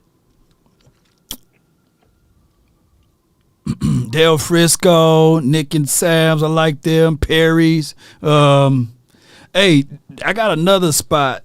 What's this spot? It's in Cedar Hill. Razoo's. I like them. I like Razoo's. Yeah, man, the Razoo's go hard. Oh, Razoo's. Is it Razoo's or Razoo's? I'm from Mississippi, man. Is it Razoo's? Yeah. Okay. So would you be open to a wager? What'd that be? Talk to me. So can I give you $100 by the end of the season? $100 to your Razzoos or Del Frisco's, and then if I win, if you win, that's what I give you. But if I win, maybe I can do like a Free Law Nation hoodie or something. Would you be up to that? Yeah, I'm down for it. I don't mind. But you gotta let me know the wages, man. You okay. You gotta know the rules. I just want to know what the rules is. Okay, so my wager is I feel like we're wasting time with Mike McCarthy. To be honest with you, and I just want a better head coach. Me personally, I take Dan Quinn over Mike McCarthy because, number one, I know that first of all, Dan Quinn been to a Super Bowl before, and his eye and talent, not only as far as the players, but a coaching staff. Remember, Kyle Shanahan was his offensive coordinator, right? When he played. So I not only believe in his eye for talent when it comes to like players, but coaching too. So I know he'll have a phenomenal staff in here that's gonna get us to where we need to be. So my bet to you is if Mike McCarthy don't win 2 playoff games, your boy get a free hoodie. But if he does, then that's a long bet. That's a long bet. But I feel what you're saying. But Mike McCarthy's resume is better than Dan Quinn. And as a head coach, he won a Super Bowl. Dan Quinn, he lost the Super Bowl by being up by 28 points to 3. You know what I'm saying? So I get with what you're saying. I like Dan Quinn as a piece to put hands on with players, but I don't want Dan Quinn with multiple hats of being with the offensive team, also being with the defensive team, special team. I like Dan Quinn to be lasered in and focus in only at defense. And I feel that way also, but I would rather have Dan Quinn or Eric Bieniemy or any other head coach those are all unknowns. There's all unknowns. And I'll be willing to do that. I would be willing to take that over Mike McCarthy because I feel like we're wasting time with Mike McCarthy. And that's my main thing. We brought him. I understand about the 12-5 season. Back to back, we didn't lose two or more games. And I get all that. That's cute. But we brought him in here for a championship. We have yet to see a championship or make it to an NFC championship game. That's cute. So your expectations for him to win the Super Bowl was what year? His third year? I didn't say Super Bowl. I said at least can we get playoff games? We got that 2 years in a row, right? Nah, he only won one playoff game. One playoff game in 4 years. Okay, and what was the resume before that time frame with this organization? We put that. I understand that. We brought him in to change it. He hasn't done it. Well, at the same time, it goes like this. This is the Jones house. And, of course, your expectations are for this season is for him to win multiple playoff games, right? If not, he would be considered trash. But don't you know, even if he goes back to the playoff, just the playoff this year, right? That would be the first time we done did this since the 90s, even more. Now it would be the first time since 1994. You know what I'm saying? Or 95 of us going back to back 3 times in a row of going to the playoffs. But I feel you though. So basically, you saying you don't want to take the bet, Law? That's what you're telling me? No, ain't nothing wrong with sending you a hoodie or you sending me $100 to go eat at one of my favorite restaurants. But you gonna have to send me a little bit more, man. If I'm going to Del Frisco, for me to get the things that I want, man, you gonna have to up the ante just a little bit because $100 ain't enough. Make it a cool 150. Could make it a cool 150. I can probably give me some hand or something, man, to have a good time with it. But I appreciate you for calling in. I'm gonna remember that, Darius. I'm gonna remember that. you know, I'm gonna call back in and make it and put it back on your head. Yeah, remind me, man. But hey, when we lift up that Super Bowl this year, we're gonna have to change something up we even all more. Win. We all win. If Hey, we do that, we all win. That's all I want. Hey, we all winning. That's all I want. So I'm gonna want a stack or something, you know. Shit, that's all I want, baby. That's all I want. If we don't get that, we wasting our time. We wasting time. Yes, indeed, we all man. this long resume. That's it. Appreciate you so much, man. Thank you for calling in, fam. All right. Salute. Here's a salute. Yes, indeed. That's a good thing, though. But that would be if you get rid of Mike McCarthy, right? Then you elevate Dan Quinn. Then you will have to go back into the bag of who's going to be his offensive coordinator. Is it going to be Eric Bieniemy? You going to go within the division, you know? Or is it going to be calling up the phone and bringing back Kellen Moore? You know, there's so many unknowns with that. And this will be Mike McCarthy, really, first year of his fingerprints being tangible for this team. And organically speaking, just by him bringing in a system and a scheme now, shoot, we're going to be better than what we were last year, organically. Even if we lose more games than we lost last year, let's say if we lose 6 games juxtaposed to 5, we can still literally be a better team, believe it or not. But neither here nor there. Let me let the next call. Dale, what's your number is, man? You've been trying to get in on here, man. What's your number, Dale? Dale Ryan. You know, give me your number that's in the chat because you've been harassing me, man. You've been harassing us. You know, what's your number so I can make sure I allow you to speak because you were ready to jump on before I even open the phone lines. You know, let me know. No, give me your whole number now, Dale. I'm reading your comments. But while I get you together, we're going to allow my guy $100,000 with the plan. From the 201, you live 100,000. My guy, what's going on, man? Nothing to it, man. Holla at me, man. Well, let me tell you, man. I was in enemy territory over the weekend. Uh-huh. You know, I was in Philly land. You know, and all they talking about, and Lord Brunson. You know, I listened to his stream. Yo, we need Zeke over there in Philly land. They want him. That offensive line. Zeke ain't washed. We need Zeke over there. Zeke's career be resurgent. All this stuff. But when he was on the Cowboys, oh, man, yo, let Zeke run the ball. Oh, we'll definitely beat y'all. You see what I'm saying, Law? You see that now that he's cut and all that. Now that he's cut, Zeke ain't washed. The Cowboys fans that had y'all believing that Zeke is washed. He's not. Yeah. All this stuff. But they say the same thing about us when we get players. Yeah. You know what I'm saying? Yeah, everybody watch. Upgrade him to a pedestal. You know what I'm saying? Come on, man. So he's running from it, man. He's running from all what he said. So he's pulling a Jake Paul. Did you see him? Floyd. He roped up on Floyd Mayweather. He saw Floyd. I said, God, no, man. Give me Jake. Jake would be a good wide receiver over here, man. You know. Jake said it was about 50. It was about 50 to 40. 40 surrounding me. Surrounding me. None of that, dog. I rewind the tape. I said, man, Floyd Mayweather had about 2 or 3 people with him, man. And now he multiplied it by 50. Yeah. They were surrounding me. And do I look like a fool to get jumped and all this stuff? You ran, bro. Oh, my gosh. He's a runner. He's a track star. You know what I'm saying? Hey, or Jake can fill in and be a split back with us, man. We need a running back, man. He can run. Jake Paul can run, y'all.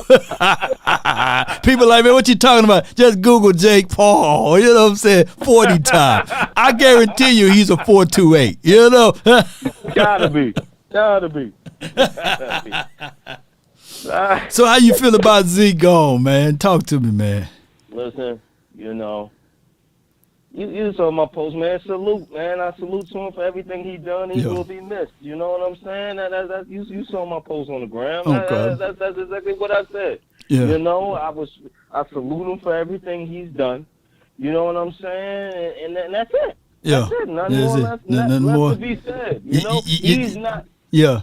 You think I hit people too hard with that? This song's dedicated to my homie. That was sad, man. That was sad, man. I made some more people cry, man. Somebody hit me over there saying, "Hey, Law, you almost had me, dog. You know, I was gonna cry, but I didn't cry. I held mine, dog. Like, nah, dog, you cried." Yeah. You almost made me cry. I said, Law didn't do that, man. Why Law do that, man? Come on, man. Yes, come on, man. You know. I'm like, man, what? Like, we got great memories. You know, he did his thing. He did. You know, but he did. I respect the man. He won his bread. He did. He respect him for that. He got it. The NFL took his bread away. He needs to try to recoup some of that money that he lost, man. I respect that. No doubt, I respect that for him. I don't think he's. I don't know all about Tampa Bay, man. I don't know, man. I don't know. I think in order for him to get signed, he's going to have to come down. They're not going to pay you that money for that production. Not when all the rest of these running backs is taking major pay cuts and all of that, and you just gonna stay at the place that you are at. Yeah. Let me ask you this though, before I let you roll, man. What wide receiver? D-Hop, Odell Beckham, or what we already have? I want D-Hop because he played.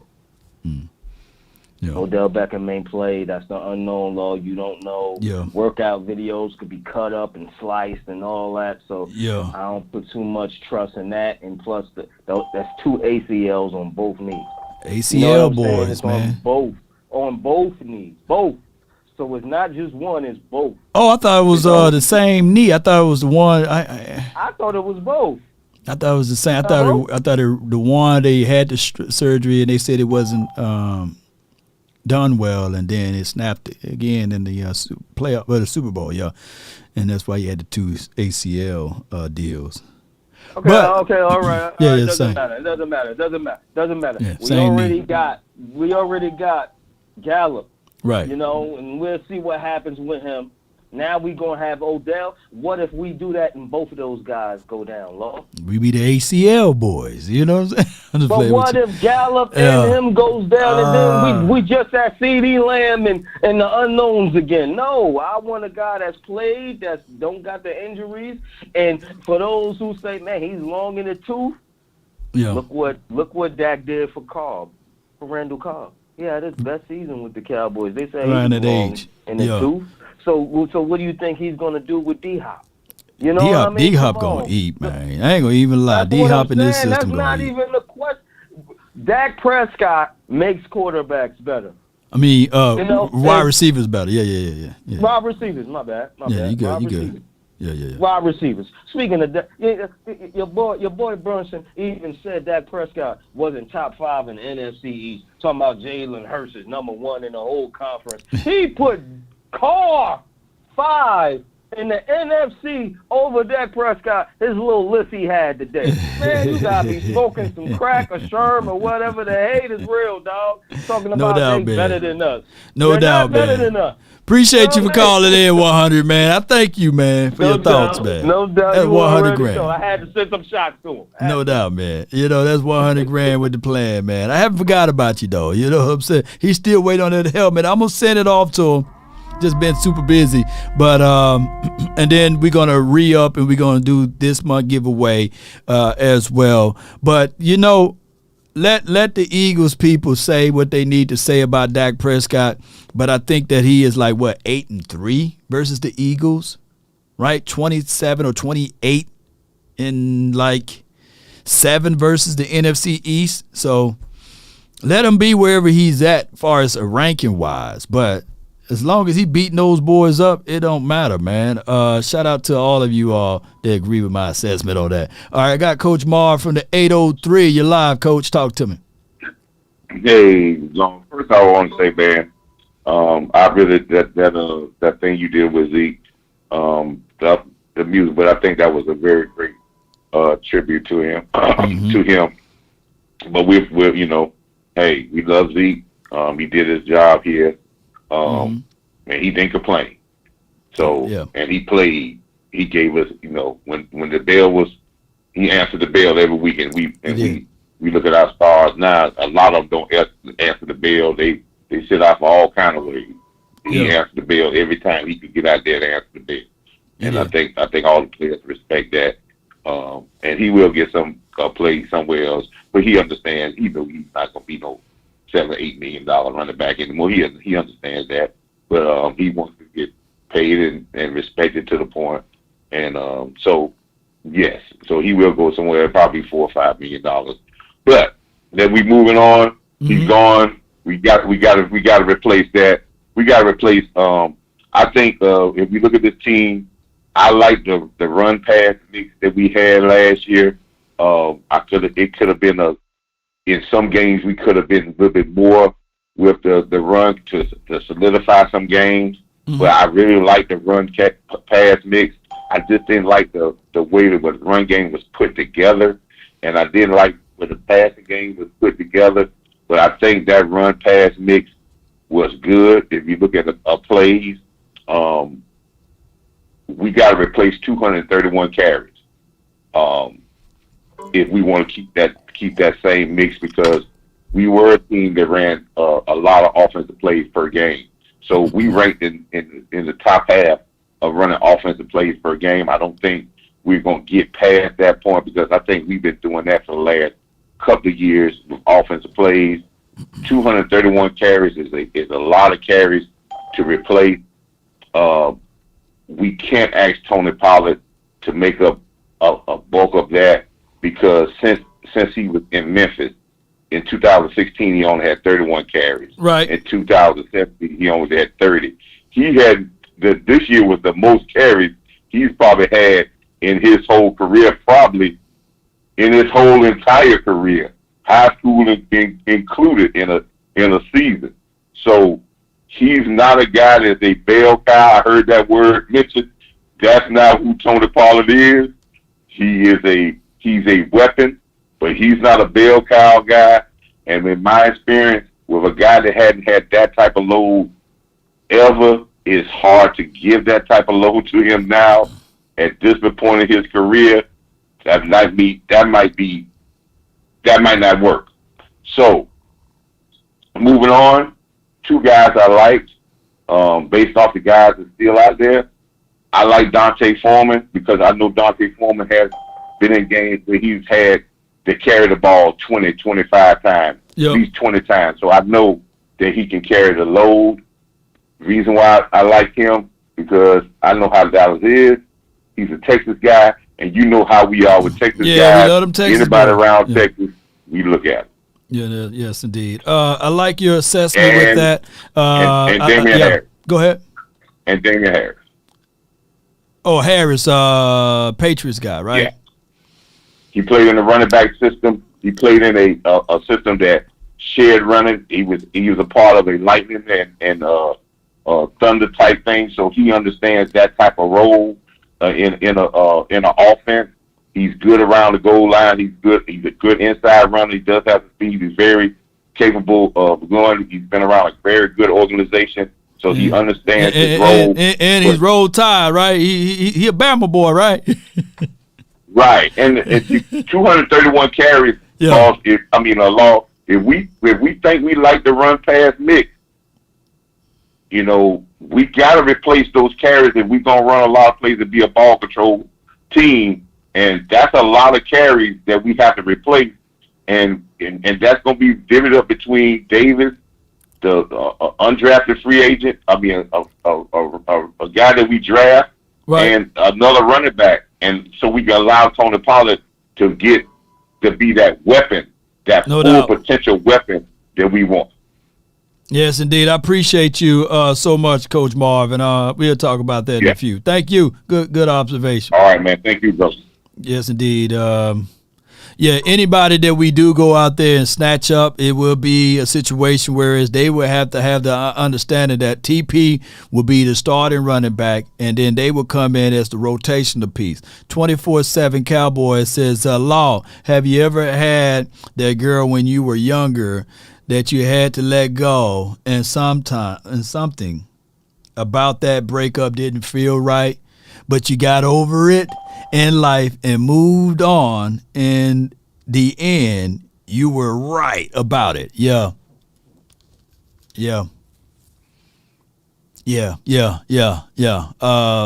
Breakups are crazy, man, and it can go both ways, right? Think of the guy who broke up with Beyonce. He took her to the prom, right? I promise you, he probably be looking at it and be like, dang, Jay-Z now in that. But I Ray J'd it. I hit it first. So sometimes you can get over it, and sometimes you can't.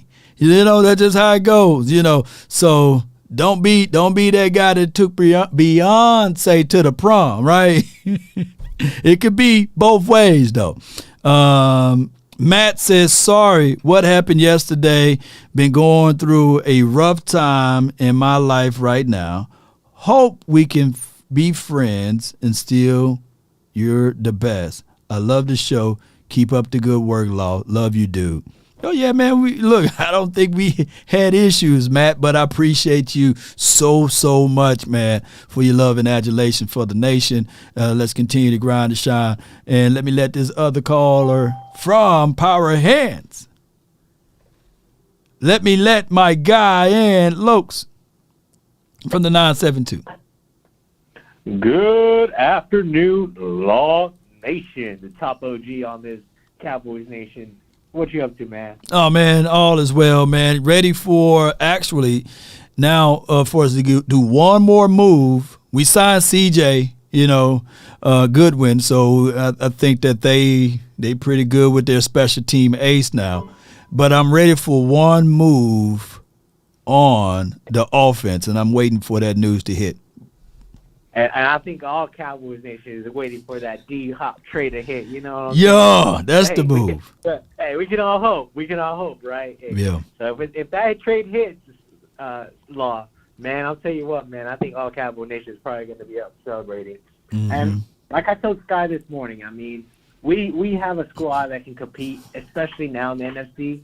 So I think, we are really 2 or 3 pieces away from being in a real serious contender in especially our division. Yeah. And like I said, having Gilmore as a cornerback, man, Law, having that defense up, it's going to be scary hours for whoever's going to be trying to throw over our way. It's going to be scary hours for that offense. It will be, I mean, if we can fill out that offense, with just a wide receiver, and I do agree Tony Pollard should not be a 30 touches back, but if he can get 17, 16 touches a game, and we bring a rookie that can make some noise, man, hey, I'm excited, Law. That's all I got to say. But I'll give you 2 names that I feel like can really come in here in the 2nd or 3rd round, maybe 3rd or 4th. And I already told you one, which is Chase Brown, but the other one, his name is Tank Bixby. Bixby. Yeah, man. Those two players can come in and fill in what the Cowboys need. And that's just my thoughts, Law. Peace. No doubt, man. Appreciate you for calling in. So a big back was always good and welcome here. I think that even Coach Herm Edwards, he said that, Mike McCarthy got his playing time or coaching time by him being on his roster when he was coaching for Marty. Back in the days, and he said he knows Mike McCarthy, and Mike McCarthy need NEED or extra E's NEED needs a big back, and why not go get a Tank Bixby, right? Somebody like that. Appreciate all of you guys, man. My God, thank you. He says that made my whole day. Thanks for support, kind words. I want D-Hop. I love that guy. Put him on the team. We got a great shot at the Super Bowl too.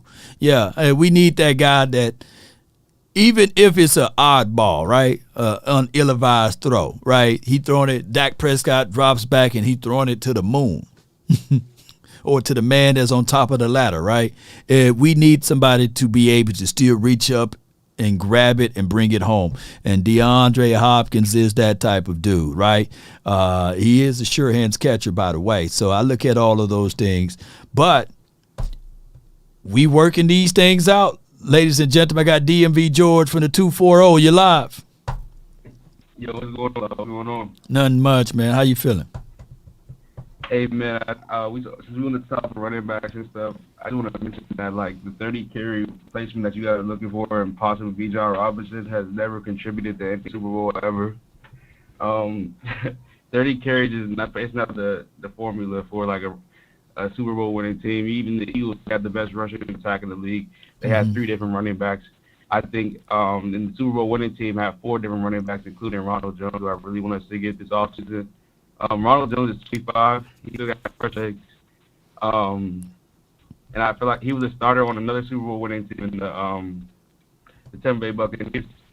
Man, your phone is really jacked up right now, DMV. Can you hear me? It sounds like you're underwater. I'm gonna circle back to you, okay? All right. That's a good call from him, though. Hey, I don't know what's going on with his phone. Jeremy, man, you live, man. Save him. You live. Talk to me. What's going on, Law Nation? Not much, man. Holla at me, man. What's on your mind? Man, I'm good, man. The loss of Zeke, it kind of got to me, man. Hey, dude, you almost got me with that tribute. Real talk. I said, Law Nation's petty. He's real petty. I know you being meaningful, but I said he petty as hell, man. But you almost got me, bro. I ain't gonna lie. Hey, it fit right in, it fit right in with the song. People were associating with it like, man, he ain't dead, But in the song, even within the confines of the song, you know what I'm saying? He was saying that even the people in the penitentiary, you know what I'm saying? He ain't gonna be able to see them again. They wasn't dead in the pen, So Ezekiel Elliott is dead with the star. He ain't on this team, dog. He's on a whole nother world right now. You know what I'm saying? But go ahead. Yeah, and I get it, man. I remember that song as a kid. I said, you know what, Law? I said, this man is a historian on music. I said, he used the perfect song for this. And I said, yeah, I ain't heard that song in so long. You brought back memories. But anyway, I called to basically talk about the running back prospects. If we're gonna lose a Zeke, I'm like my man Boss Cowboy. We need to replace him with a hammer. We definitely got to replace him with a hammer. There's plenty of scat backs, but we need to replace him with a hammer. Yeah. And that's the bottom line. If you're gonna lose one style, bring back the same style. Yeah. Because we need that cowbell. And if we able to either pull DeAndre Hopkins or my man Bobby Wagner, one or the other. In a perfect world, we would like to get them both. But we get one or the other. I don't care. Right. I think you can see us in that game next year. Oh yeah. With this offense, yeah, most definitely. So I'm loving the fact that Dallas is moving the way they moving because I ain't seen them move like this fast ever since the 90s. Maybe around the time of not DeMarco, but my man that defensive lineman that left Dallas and went to Denver and won a championship. I'm forgetting his name. I have a brain for it. But DeMarcus Ware? Yeah, DeMarcus Ware around that era, when they was getting him and everything. But I haven't seen this in a while, so this is a different type of Cowboys.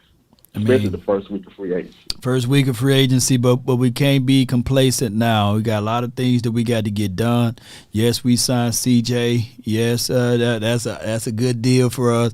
But don't rest now. Keep moving. Keep finding ways to sign people. We got $23 million. Let's make it happen. Yeah, let's do that. And then one last thing. I am so happy they got rid of Noah Brown. Oh, man. I knew when they got rid of Kellen Moore, I knew Noah Brown was going to go. I had a feeling. But I started laughing when I seen he was gone, man. Yeah, he gone, man. I'm not going to take up too much of your time. I'm going to land my plane right there. No doubt, man. Just shout out to Jeremy, man. Good call from him. Let's go. We got over 15 people in the house, man. Y'all bear with me. I'm gonna try to get to all of you all that's here. Let me circle back to my guy DMV George. Let me see if he got his phone line situated. You're live. Yo, Law, you hear me good? Vaguely, but keep going. Keep going. Talk to me, man. So I was talking about I always want to place by committee, like maybe 3 or 4 running backs. And you were mentioning earlier they go all different sizes and stuff. You don't want the same track team, but I really looking for. There's a lot of good free agents right now. 3 really looking forward to is Leonard Fournette and then Ronald Jones, and then I really want to draft Jahmyr Gibbs. And I feel like if we or any the guy at UCLA. I forgot his name. Zach right now. Charbonnet, Charbonnet, Charbonnet, or Char. Yeah, but I was just mentioning, like, I don't want to replace all 200 carries with Zeke. If we sprint the ball more than 20 times this year, we don't need to replace all 200 of those carries, And I feel like, efficient offenses don't really have like, a whole bunch of 30-yard rushing games. Even the Eagles, like, they were the best rushing team, and they don't have a bell cow back. So I just feel like let's not misconstrue that and really push for Bijan Robinson, which is probably going to be our bell if we draft them. Like, that's not going to lead to winning, and that's just going to lead to you breaking down the stretch like we did in 2016. If you guys want to mention that, you're like a bell cow back that just broke down and just went on. All right, I feel you, man. I thank you for calling in, DMV, man. Thank you, bro. No problem. No doubt. So I think that anything that we did in 16 is not going to be as relatable as it is for 2023 because of the philosophy is different, right? And the experiences of players in different categories different. So hopefully we will see this team just run out there and do his thing. But I would stay far away from Robinson if he falls all the way to the 26. Why would he fall to the 26 if he's believed to be as good as Saquon or as good as Ezekiel Elliott? That would be my number one deal there. But you can still go with BPA. Best player available, and there should be guys that's available better in a different skill group. That's how I look at it, ladies and gentlemen. But we've seen stranger things happen in the draft every time. I'm going to get to these super chats, and I appreciate y'all so much for your support and your love and adulations. And here we go. You're welcome. Thanks for everything. Love, Law. You're the best, dude. I appreciate you, man. Thank you so much. And I thank you all. Actually, you guys are the best, to be real. And listen to me all day. My opinion, new running back is Muhammad from Minnesota running back. He's the best power back we can go and get later in the draft too, Law. Yeah. We'll find out, man. Look, I think running backs is our least of concerns collectively. We need to improve that offensive line. We need to improve the guys that's up front that's going to block for your running back and your quarterback. But we're gonna talk about this in more details. Number 21 may come back, i.e. Slay. Would you be blown away, basically? LT, he could come back. But he's going to have to come back at a whole different price tag, and they're going to have to still eat some of that money. Jay SoCal, appreciate you. I don't think that this draft has a day one NFL starter. Need to go get free agent wide receiver for sure. Let me know, Jay, are you in the mindset of giving the Broncos a first-round draft pick for Jerry Jeudy, or are you in the mindset of going out there and snatching up D-Hop with a second-round draft pick or for free? You don't have to give up draft asset for Odell Beckham. You just have to whoop those guys with the contract. All right, I got my guy that's from the 706. You're live. What's going on? What's going on with your law? Nothing much, man. Holla at me. Man, I'm happy about the Gilmore thing, bro.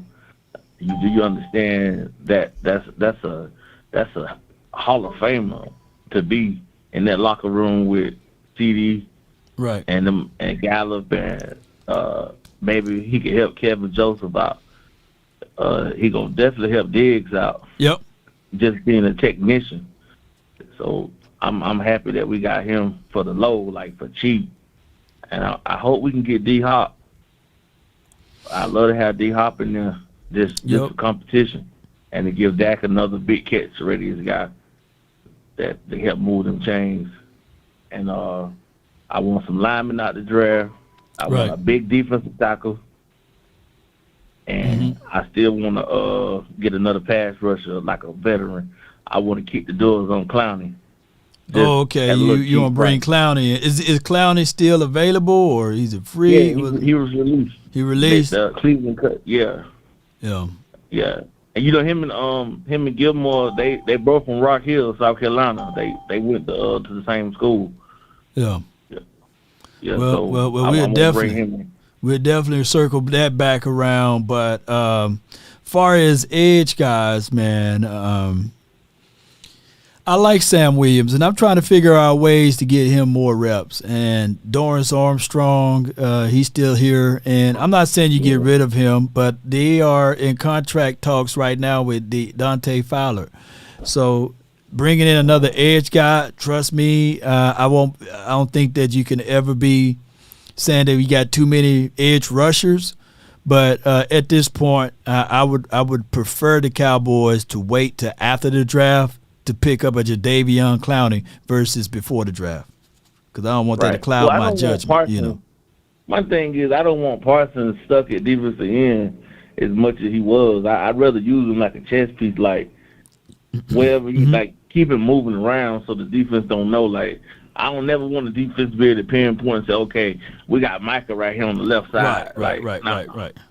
I feel you. I want him to have like a joker role on the defense. Like you don't know where he coming from. Yep. That is a great observation there. My only thing is just make sure that you don't overcompensate for what you need before the draft. And I get with what you're saying, though. That's all valid points. I have no rebuttal to that. I like using Parsons as that chess piece. What's your name, fam? Oh, this Cowboy Jay Uger. I'm from the same place Country Wayne from. Country Wayne, small town. Yeah. Cowboys J who? UGA. Okay, Cowboys UGA, man. I got you, fam. I got you saved in here as that, man. I appreciate you, fam. Appreciate you, Law. Not much, man. Country Wayne on the phone, y'all. You know, I'm making big moves now. Nah, Cowboys UGA, man. Appreciate y'all so much. All right, let me get the next caller on. Appreciate everybody for calling in. I got Shisha Queen to be. Queen, you're live, baby. Hello, Law. How you doing? I'm doing well. How about yourself? All right. My condolences. I'm sure you've heard that quite a bit. My condolences for your loss. Appreciate it. Yeah, I'm aggravated about the loss of Zeke. I really am. I'm really aggravated about that. And I think that, some of the people out there that's kind of making light of it, trying to make little jokes about it and stuff. Some of our content creators making little jokes about it or whatever. The side remarks. Yeah. Yeah. I hope Zeke goes wherever he goes and balls out. I really hope he does. Because I don't like that kind of crap, especially after all he's done for Cowboy Nation. And also, those same people are also saying that it would be, easy. Sam, be quiet. Sam trying to match me over there on singing, huh? You know what I'm saying? Yeah. He's matching me. Are trying to say that, it'll be easy to replace him, and the fact that we don't need that type of running back anymore in the league. I think that's idiotic to say. And like you say, when Dak, hopefully this doesn't happen, I'm going to knock on wood, that he doesn't get laid out like Family Guy because we can't replace Zeke. That's the other thing. I think we still do need a running back of that caliber, and you will always need a running back of that caliber because, like we have always known, you have to soften up the defense. There you go. Some kind of way. And with these lighting the ass and pretty boy running backs we got coming out of up in the league now, right? You're going to have to figure out some kind of way. If you're not going to have that bell cow running back, you're going to have to figure out some kind of way with the offensive line, a new way to protect your quarterback so that he doesn't get annihilated out there on that field. No doubt, Queen. I think that they're gonna roll with the by committee approach, and if they don't, then they're gonna get that big back. I think that Mike McCarthy will figure out a way to get that big back in the building and to utilize Tony Pollard and whoever else. It could be Malik Davis, whoever else it will be, as that triple threat, and that's just how it's gonna roll from here, though. Well, it's a shame that you're going to have to probably get 2 running backs to take the place of Zeke. You know what I'm saying? To get those short yards that you're going to need that Tony Pollard, I'm sure, will not be able to get because he lighting the ass or he just don't want to, be used as that bell cow. Have you seen him try to play that role ever? I've never seen it. No, I wouldn't want him at that too. But we'll find out, Queen. We will definitely find out. Okay. All right, and that's all I got. Oh no, you got to say something else. We got to hear it though. We got to hear it. Yeah. So with all that said, let them hang, Cowboys. Yes, indeed. That's Queen Cowboys. Yeah, I agree. We're going to have more than just what we have right now in the running back room. And I'm going to lean on Will McClay.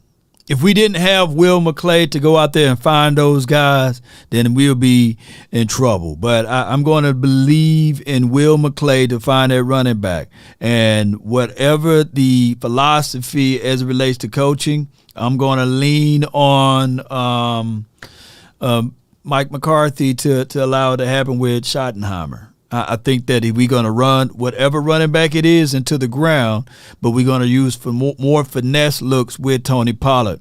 I truly believe the max capability that you will see out of Tony Pollard is anywhere between those 15 touches, right? As far as running the ball or what have you, and 20 total touches if you want to be exactly, right? But 15 running the ball, and the other 5 would be actually doing his deal in the other categories. I got the 2-1 you live. What's up, Law Nation? Not much, man. Who I'm speaking with? This is Ethan. Ethan. Okay, appreciate you, Ethan. Talk to me, man. Yes, sir. Man, I just think we need to go into the draft without any needs, And okay.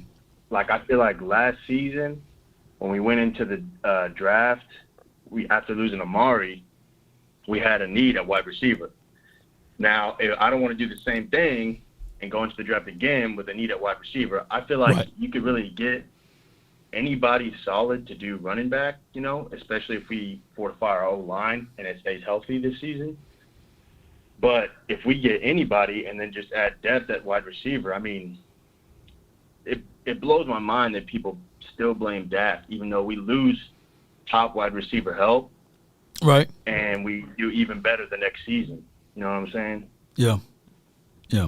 Great rally points. Figure out. Look, what I'm trying to do here is just continue to add pieces and 12-5 back-to-back playoff appearances. I know that that's not a lot of it as it relates to what we used to do in the past in the 90s, but man, that was a step up from what we did in the last 10 years. So now what we need to do is continue to build upon that and say, Dak, hey, we extended you. We seen what you were able to do with the likes of Noah Brown and a 33-year-old T.Y. Hilton. Yep. Let's see if we can add in more things, man, to help you out down the way here. You better not lose us the game, right? That's how it's going to be seen for the 2023 season. Well, and I just feel like Dak doesn't get enough credit. Like, I mean, Right. what team can play as good as he did without a starting left tackle basically all season? You know, I know that we had Tyler Smith in there, and then McGovern was in there, but Right. I mean, Tyron Smith is, potentially future Hall of Fame, and now you're playing without really a solid O-line all season. Because then you got Steele went down, Beckham, by the way, Texas Tech, but you didn't have a solid O-line like all season, and you're still having one of the best offenses in the league. I mean, I just wanted to say I feel like people don't give Dak enough credit. You know what I'm saying? No doubt, man. Dak himself, he's going to have to stand tall this season regardless, because it's all going to be on him regardless. I appreciate you for calling in, Ethan. Yeah, I appreciate it. Good call from Ethan, y'all. All right. Let's go to the next caller. We got a super chat. Matt says, my pick for running backs are Gibbs, Alabama, Muhammad, running back, Minnesota. You can find him later in the draft. Love you, Law. Cowboy Nation, let's go. Appreciate you. Yes, indeed. Gibbs is one of the better backs in the draft right here. Some have him as the number 1 running back. Some have got him as the number 2 running back out of this draft. So either way, if you fool around and find a way to get him on your team, then that's remarkable, right? But what we got to do here before we get to that point would be to make sure we solidify the front and a whole bunch of other things. All right, so let another caller in. Which one is Dale Ryan? You know what I'm saying? Let me know what your number is, man. Sadiq, let me know what his number is, because he was saying he was trying to call in. He done spam my Twitter and all of that. So which one are you, Dale? I'm gonna give you. Y'all let me know. Did Dale ever put his first 3 digits of his phone number in, and if he is in there, because I want to be able to talk to him, and if not, I'm gonna hit the delete button on you. I'm gonna hit the delete button. I'm gonna hit the Spartan button on you. So let me know what is Dale Ryan. You know what I'm saying? What is his number? Because he's everywhere, and I don't wanna expose of you, because you good guy. You know what I'm saying? 903. Okay, 903 number, Dale. I got you, man. From Carthage. You know what I'm saying? This Dale, this you? This ain't Dale. This is Johnny Gamble. I just posted it. Well, Johnny, well, talk to me, Johnny. All right. First of all, Law, I got to say thank you for all you do. You always spit in truth. I always tell you, you always got it. To me, I'm kind of agreeing with that last caller. I would like to shore up some positions so we're not looking like we're when we go into the draft, we're not looking vulnerable. Right. Obviously, two of these names have already been spit around. On defense, I feel like we're all pretty much sewed up, except for that middle linebacker position, in my opinion, because we run a 3-4. Most time we run a 4-4 if we can. Even flat. So, even flat. Yeah, go ahead. Yeah. So if we have a Bobby Wagner, right? That's gonna sew up the middle in a different position, and then you use Damone Clark as a rusher also, and then you've got Leighton Vander Esch can actually cover like he normally does, because he don't go past the line anyway. I mean, he's really in coverage more. So that really shores up your front a lot on defense. Right. That's pretty much my defensive thought. I mean, we could always go for inside running back, like run stuffers in the draft. That way we don't look vulnerable, but we could still find somebody available and going to be, cheap for the most part. That's defensive side. Offensive side, I'm going to say it again like everybody else. I want D-Hop over Odell Beckham Jr. I feel like he's got something to prove to the rest of the NFL. Right. I think he's going to come in and prove it and show more. Plus, you're putting him on a CB2. Yeah. You know what I mean? He's usually on a CB1. He is, yeah. You put him on a CB2, he's going to light them up. Yeah. Because he's going to be our number 2 receiver, not our number 3. Yeah. I mean, in my opinion. And he's a good route runner. He's got hands for days. And Dak loves that inside run. Yeah. And whether it's a tight end or we saw it with Amari Cooper. Right. I mean, he loves that inside slot. You know what I mean? Yeah. And D-Hop does it well. He knows how to fight for that yardage too. The one thing nobody's brought up, and this is just a different mindset, smash mouth football. Yeah. Instead of going after an actual running back, we've got 2 running backs that we know can produce right now on the team. Right. That's Tony Pollard and Davis. Why not just go get a fullback? Why not go get – because we got an undrafted free agent right now, and that's going to go pretty cheap, I think, and that's Derek Watts. Why not go get somebody like that's going to be able to get you those 2 or 3 yards, and we got a 3-headed monster in the backfield instead of a 2-headed. I never thought of it that way. I'm going to start doing some homework on some fullbacks, but you bring in a fullback and that will be your dirty yard guy. He's 30. He's got plenty left in the tank. Mm-hmm. We're not asking everything from you, just some good blocking. That's what we were asking Zeke, right? That's the main thing that Zeke was doing, giving us 3 or 4 yards and blocking. No doubt. That's a good thought there, Johnny. I'm gonna digest some of that. You do know that now fullbacks are dying off just as fast as running backs now, and if you can get a tight end that can block like that, then that's what they probably look at because this is such a pass-happy league. If you can get a tight end that can be an inline blocker that you can put in the backfield as well, they will probably be more valuable than a fullback. But you brought you opened my eyes up to that. Well, I'll look into some I of don't that. like that idea because I like Ferguson and I like Hendershot both, and I would like to see the mindset where we have 2 wideouts and everybody that I just mentioned on the field. Mm-hmm. You know what I mean? Fill up the backfield, fill up the are they throwing? Are they running? What are they doing? You know what I mean? Right. You confuse the defense and they're like, we got to cover everybody, man up. That's the only reason I have that mindset. No doubt, Johnny. I appreciate you for the 903, man. You're a good call. Appreciate you. No doubt. That's a good call from Johnny, man. Open my mind up to the fullback philosophy. I know my brother, I think he's in the chat, and he is a big fan of his fullback over there, who is kind of like you can use him as an H-back. He can catch out of the backfield. He can run seams and wheel routes, who got good hands. And that's just like the inverse, right, of what I just said with the actual tight end. So either way, man, it'll work. Got the Dale. Is this your number right here? Is this you, Dale, from the 414? Is this Dale? Yes, it is. Yes, indeed, man. Praise God. I'm glad you're on the line, man. Let me save you in right quick, Dale. Talk to me, man. What's on your heart, man?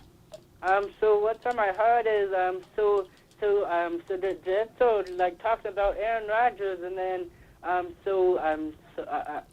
so he could probably go to the Cowboys too, but if he went to the Cowboys, it would not be good because so the Cowboys are good, but so the Packers are good too, and I don't know, and I think we might need like maybe Chase Elliott, but like to come to the Packers. All right, so Dale, you said Aaron Rodgers, right? Going to the Cowboys, right? Yes. And you said who, Elliott? Huh? And which Elliott? What you said was the other one? Chase Elliott. Elliott that the Cowboys released. So he should probably go to the Packers. Oh, Ezekiel Elliott should go to the Packers. Yeah. Okay. All right. Well, I'm a Packers fan and I'm a Cowboys fan, but you have a good voice. And a good singing voice, too. Oh, I appreciate it, Dale. I thank you, and we're going to digest the things that you said about. Hey. Go ahead. Wait, so I need to tell you 2 more things. Go ahead. Go ahead. So did you know I'm your favorite YouTube fan because I have been, let me tell you something, I have been watching you forever, and so your YouTube channel is very nice. I appreciate it. I'm very excited about that, Dale. Yeah. Yeah. And what was the other one, you know? Wait, what were we talking about? What were we talking about? Oh, man, the Cowboys going to win the Super Bowl this year. Yeah. And then we're going to drop your fandom altogether of the Packers. You know, that's what's going to happen, man. I appreciate you. Hey. Let's go. Let me hear you say, how about them Cowboys? How about them Cowboys? Yes, indeed. Let's go. Let's go. Damn. Let's go. Come on, baby. Let's go. Let's go. Let's go. Fire call from Dale. You know, I love hearing those type of things, ladies and gentlemen. Let's get this thing on the way. You know, let me see some fire emojis in the chat for your boy. You know, just for Dale, man. We're going to get some fire in the chat. I want to see it all over everywhere. You know, if y'all can, put some fire in the chat, man, for us. You know, let me go. Then put some fire in here, man. Come on, fire in the chat, baby. Let's go. All right, I got my guy MJ from the 206, baby. What up, Lord Nation? Not much, man. Holler at me, man. Talk to me, man. Hey, man. Me and you always say, man, we gotta build them trenches, man. That's the only thing I'm worried about. If we don't build them trenches, people, we in trouble. Because I number 96, he began. I don't know what happened to him. He can't even penetrate. When they run at him, they run him all over. He can't even penetrate. He can't do nothing. I'm looking at Cleveland. Cleveland got Dalvin Thompson, Hurst. Now the DN get to really eat. That's all I want to make my DN eat. I ain't worried about my defensive end. Number 90, number 11, 54. I'm not worried about my DN. I need my middle. So let's sign Hankins back, and let's get another big boy. Because number 98 got to come on, man. He can't be acting lazy either. He got to get that. They got to play like Dalvin Thompson. They got to play like them Alabama boys. Because I ain't worried about Hankins. We need a D tackle that's going to get this penetration so my linebackers can eat. Right. And if them linebackers eat, keep them safeties from coming down. We're going to get more picks. It's going to be hard for teams to throw on us, and it's going to help our offense score, baby. So, you know what I'm saying? Yeah. So, I want my deep tackle, man. I need my deep tackle. So, everybody on here need to pray. Let's put the pray sign up that we get some good deep tackles. Yeah. And we could just run this thing. No doubt. Everybody still tripping. I hear everybody talking about McCormick. Hey, man, come on, man. That man, you got to get a man credit. 12-5, and him and Dan Quinn got something going on. Them dudes in the lab, and they trying to make chess moves while everybody else playing checkers in the NFL. Them two dudes in there, they licking their chop. They can feel it, man. If y'all don't feel what them two guys got, because they changed Catboy mind. They told Catboy, man, we can win the Super Bowl this year. Y'all might not think it, but Dan Quinn and McCormick said, man, we can win the Super Bowl now. We got rid of y'all boy, y'all favorite boy, right, that was holding us up. And he, just like everybody on here saying, McCormick don't want no excuses. Dan Quinn don't want no excuses. They say, man, get out our way. We need to win the Super Bowl. And Jerry and them is listening. They're like, man, okay. No, Jerry, get out my way. Get Dan what he want. I'm going to give him what I want. I got my fast receivers over there, number 9. I got 81 over there. I got my 18 over there, whoever you get me, if I get another receiver, we on our way. So get out my way, man. We got to win the Super Bowl. The fans is hungry. They hungry, man. So get out their way, man. Let's get to the Super Bowl. Let's go get it, man. I appreciate you, man. And good show and fans. It's all about you got to get that chip. Let's go get it, defense. Man. Like you say, what you say, Law? Let's make that defense.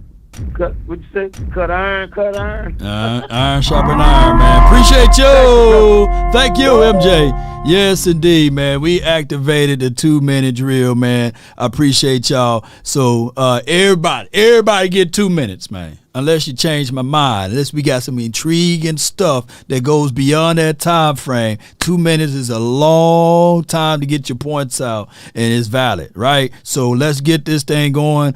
I want to hear from y'all. Let's get it. Bring your points, bring your ideas, like my guy Bro G about to do, man. Let me know. You're live, Bro G. Talk to me, man. It's gone a long time no hear, man, or at least I haven't called in a while, man.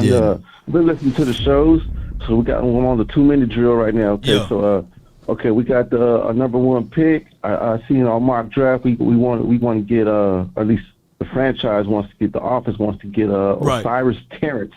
I checked out his tape. It was all right. Yeah, it wasn't a number one. It's not a number one pick. I wouldn't get him at number one. But I heard you early in the hour talk about maybe a scenario. Someone got into some legal problems that was projected to go at top 5, but I think he might fall.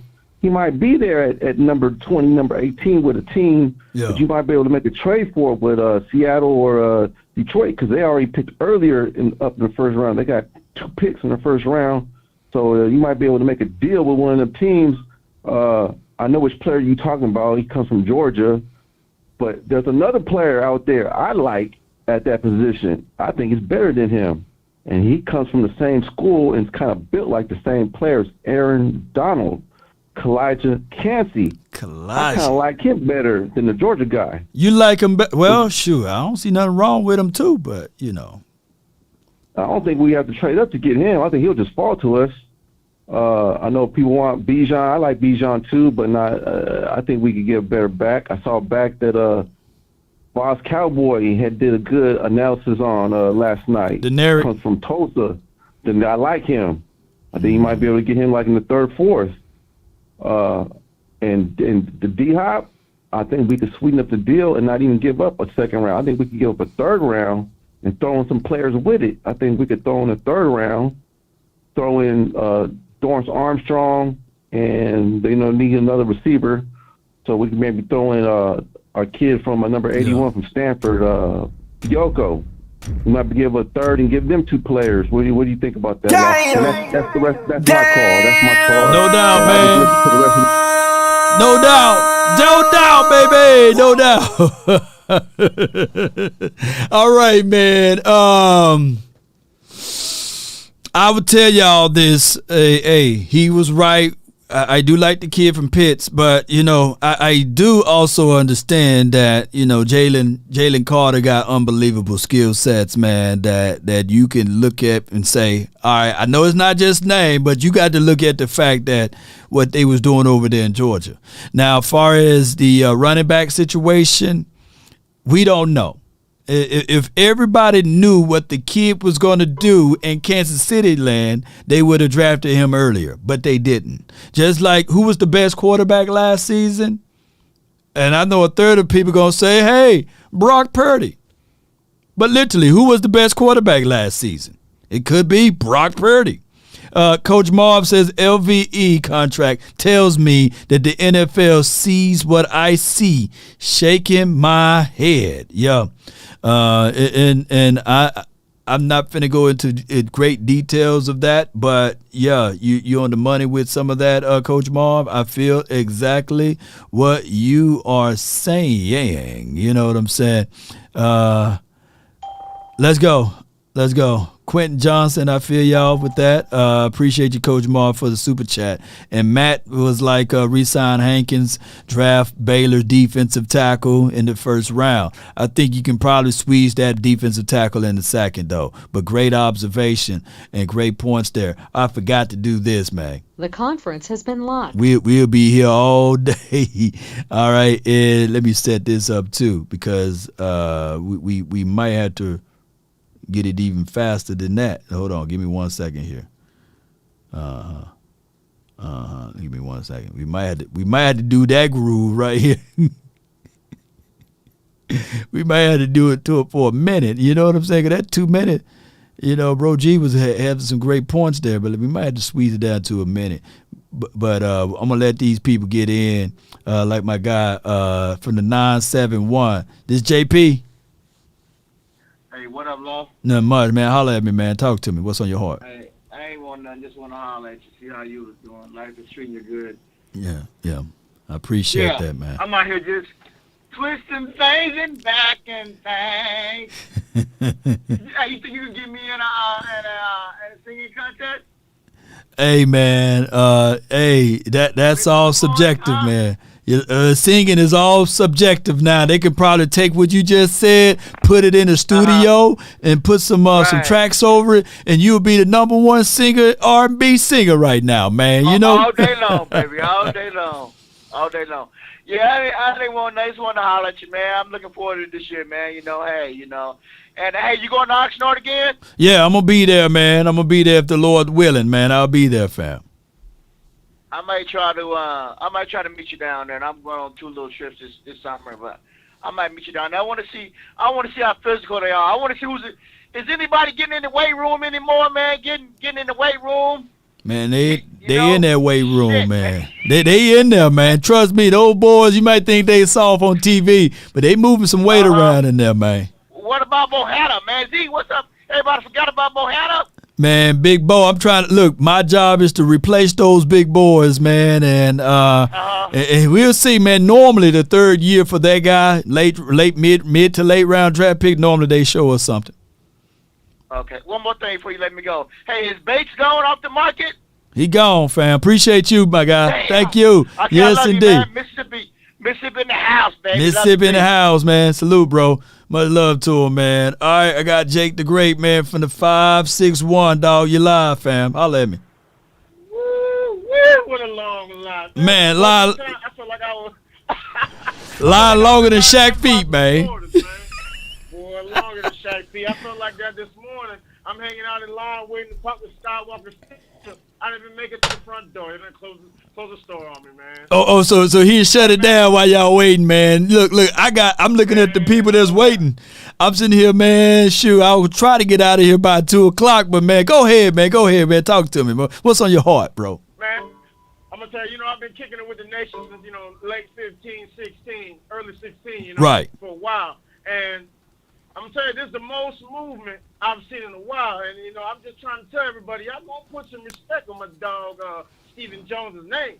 He's been sitting there watching and listening and hearing Big Game James call him Baby Nuts. We call him Cat Boy. Yeah. All this stuff. He's had enough.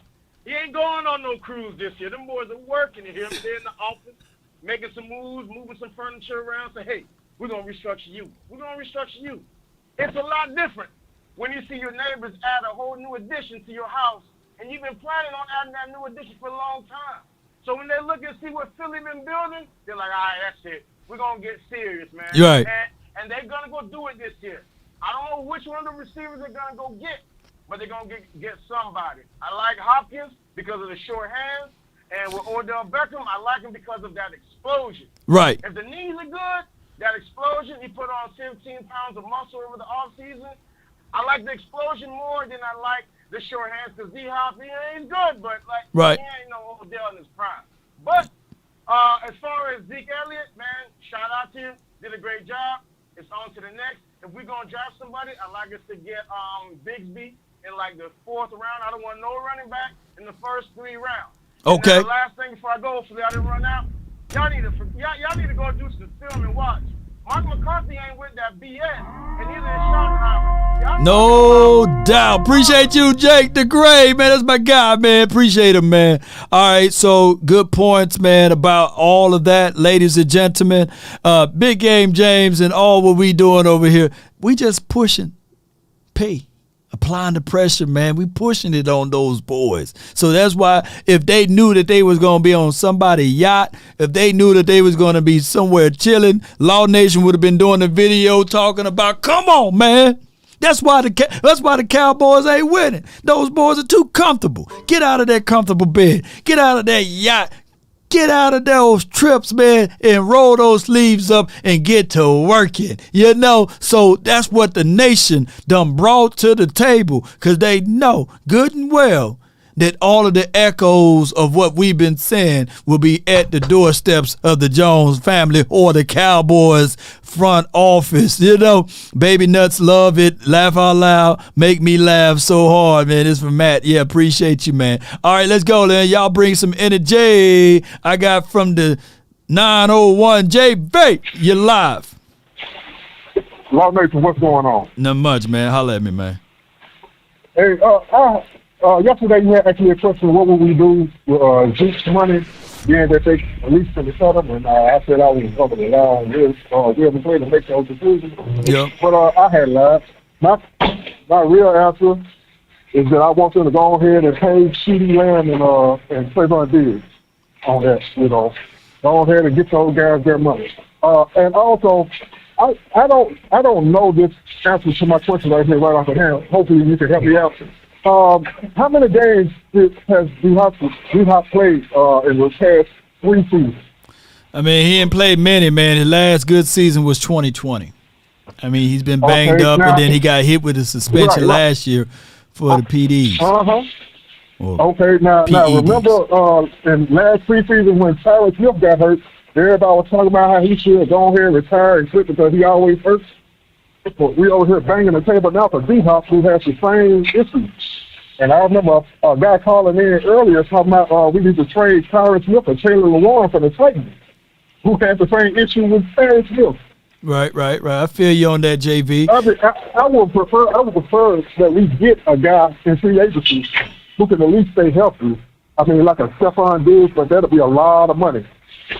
You know. There's gonna be a lot of money, a lot of coins, but the only thing is different with D-Hop, man. He got hit with the PEDs, right? So that's why he was suspended for like a half of the season. So I don't put that under injuries. And then, of course, that previous year he was banged up. So he was good before that time frame. So there's only 1 out of the 2 years, or 1 out of 3 years. One there. out of So 3. yeah, 1 out of 3. Okay, well, if that's the case, I'll roll with it out. Just tell him stay away from the PEDs, man. You know what I'm saying? We need you on the field. Yeah. You can roll one if you need to take away pain. You know what I'm saying? Yeah, appreciate you, man. Hey, have a great What up? You didn't hang up this.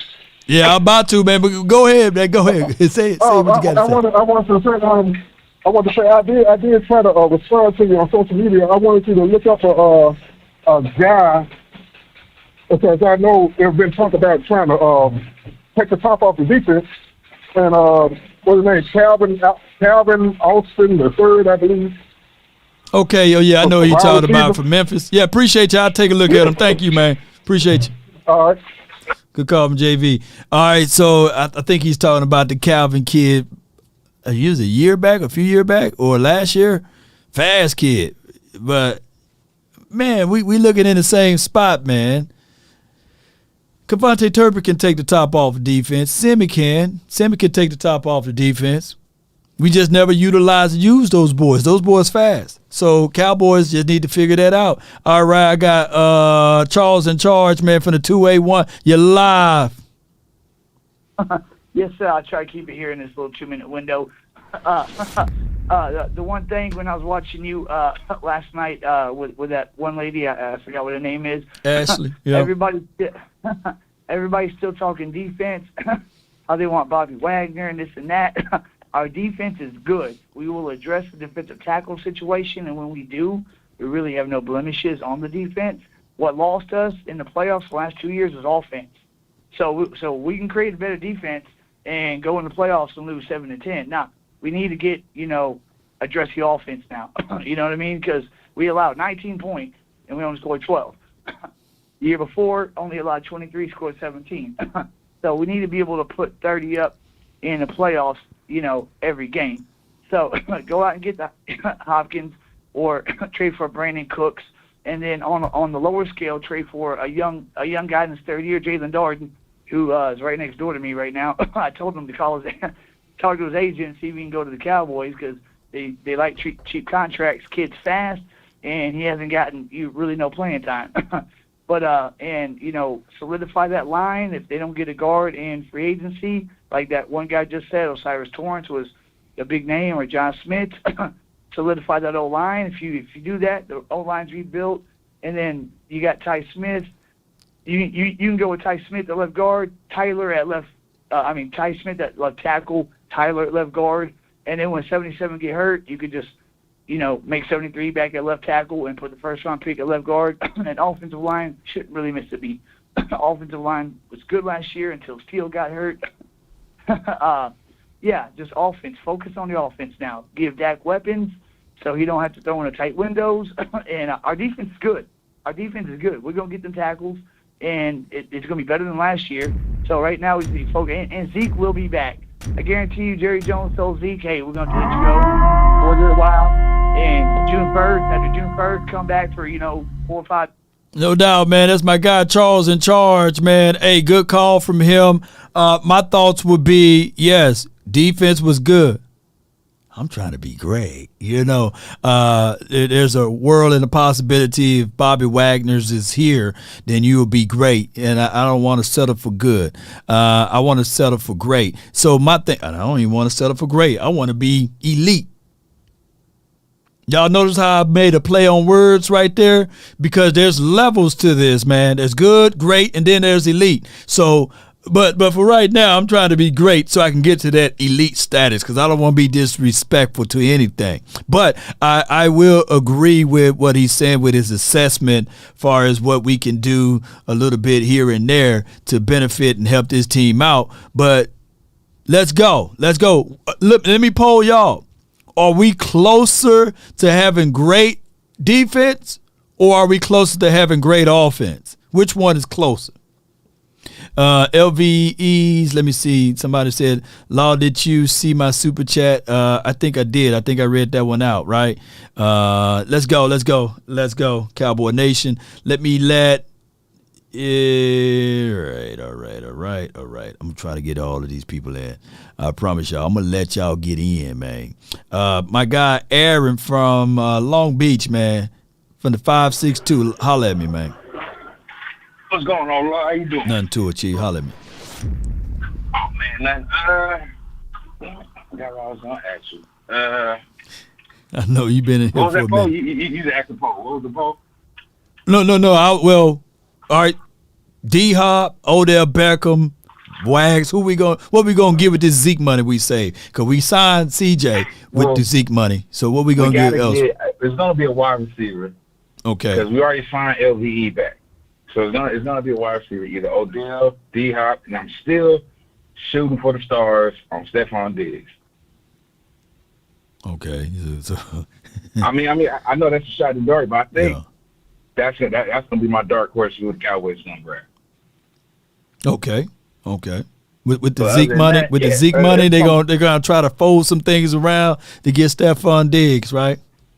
Yeah. I'll give them third and some money or something like that, Yeah. Okay. But I think either that or D-Hop. I'd rather have a great defense. Yeah. Now let me ask you this: if that running back and that top defensive tackle is felt like just miraculously fell to us, who you grabbing? Say that one more time, fam. They both on the board right now. Who on the board again? You said the D-tack from Georgia, and Pitt, and then you got the running back everybody likes. Is that a text, Bijan? Oh, man, I'm running to the stage, man, to the podium to put a defensive guy up there, man. I'm defensive ready, man. I like Robinson. I like what he brings to the table. I will be moonwalking back if he's somehow on this team and we passed up those boys, and I'll be presenting all of the film on how he will help the defense, the running back. But for right now, man, I'm all team defense, bro. Team defense. I'm team defense, man. I'm biased, man. Appreciate you. That's a good call from my guy Aaron, man, to stretch my mind on that one. I got from the 936, man. You live. Talk to me. Hello? Yep, you're live.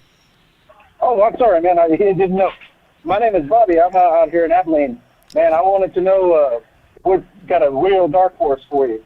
I want to know what you thought about us going after Higgins, trading Gallup, and either a third or a fourth for Higgins.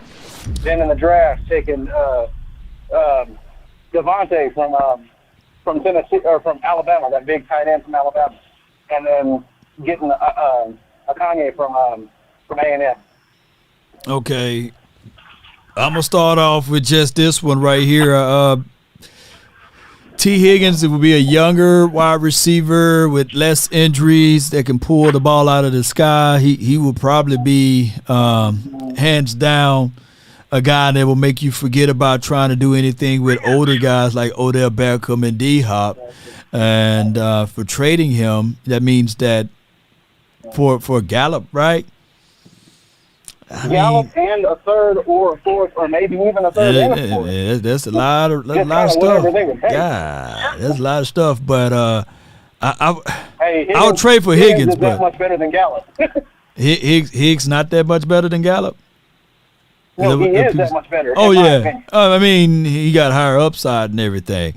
I mean, why not? You know, but the third and the fourth, all of that other stuff, man, kind of get in the way. And then will the Cincinnati, would they be willing to pay and take on Gallup's contract that you just extended? And on top of that, why would they get a guy that's hurt, you know what I'm saying, that's coming back from recovery? So those are a lot of gray areas there, man. That's where the draft picks come in. You're hoping. That's where the third and the fourth draft pick come in at. Man, I would, at this point, man, I would rather do the other way. I would rather just go ahead and bring in D-Hop and not even mess that up, in my opinion. Yeah, D-Hop had a good season last year. I worry about the possibility of injury with age, but I mean, the reason why I wanted the tight end from Alabama, that big guy, I can't even remember his name now again. No, man. But I appreciate you, man. You get those errant throws from Dak. No doubt, man. Appreciate you, Bobby. Thank you for the 936. It's Bobby, man. Not Belt, but as is Bobby. All right, we're moving right along. I got from the 702. What is your name? How you doing, Law? Can you hear me? Yeah, I can hear you, fam. Talk to me, man. From Vegas. Talk to me, man. How we doing, Law Nation? Appreciate being here, man. You want to give my condolences, like, you know, how everybody's been saying. But, right. Yeah, first off, just want to say, I do believe we do need some more help on offense. We all know Dak Prescott is not that much of an accurate passer. So we need receivers that are able to get maneuver and get open. You know what I mean? And defensively, we are going to be great as usual. There is no reason for us not to be even better than we was last year, especially with Gilmore on the outside, bringing on Bland. We looking nice back there.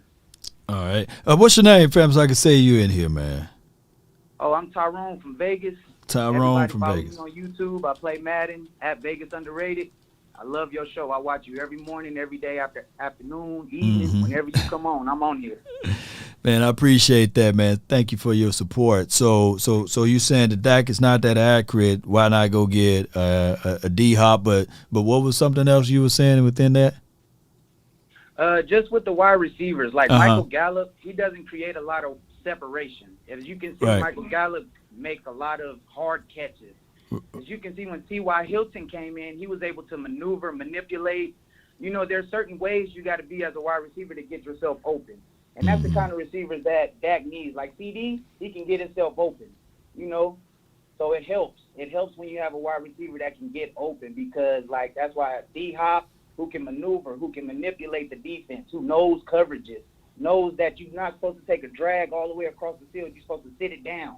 You know, little stuff like that.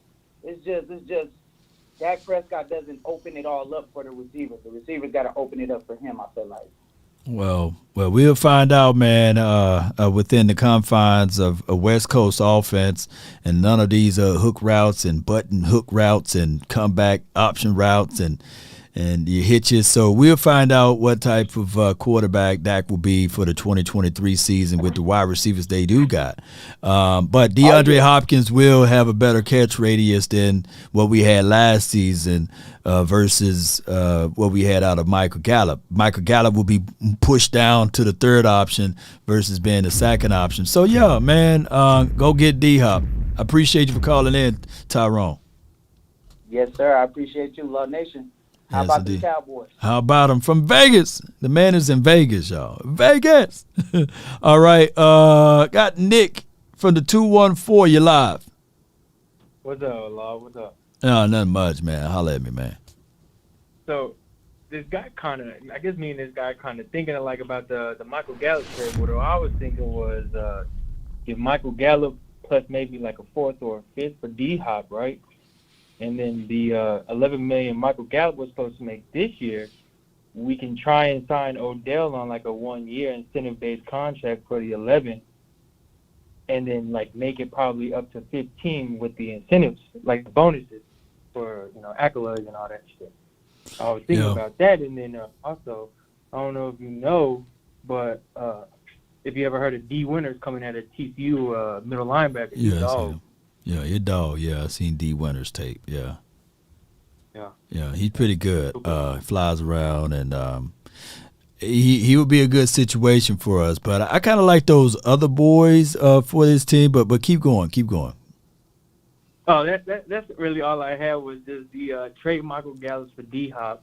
Because I feel like if you were to trade him for D-Hop plus a 4th round pick, I think that's kind of a fair trade in that aspect, even though he is coming off injury. And then going for Odell, because I've seen reports today that, they're highly good talks with Odell. So I just feel like if they're going to make a splash, I feel like it's going to be Odell over D-Hop. But throwing in Michael Gallup for D-Hop, plus a 4th round, I feel like you have weapons all around them. I think the Cards are pretty much they're gambling. So they're trying to find a fool or an idiot that will give them a 2nd round draft pick. But in actuality, I think that they are going to cut D-Hop. Yeah. And you just got to play the waiting game with him. And right now, my guy Odell Beckham, he's trying to squeeze the team, and you just got to wait. Every day, his price is dropping. Every day, Odell price is dropping. But you just got to be patient. I appreciate you for calling in, though, fam. Appreciate it, bro. That's Nick, y'all, from the 214. If you be patient with it, right? And if it's down to 2 teams, then at this point, I kid you guys not, you got to be the person, whereas it's the indifferent. You got to act indifferent. You don't want to be desperate.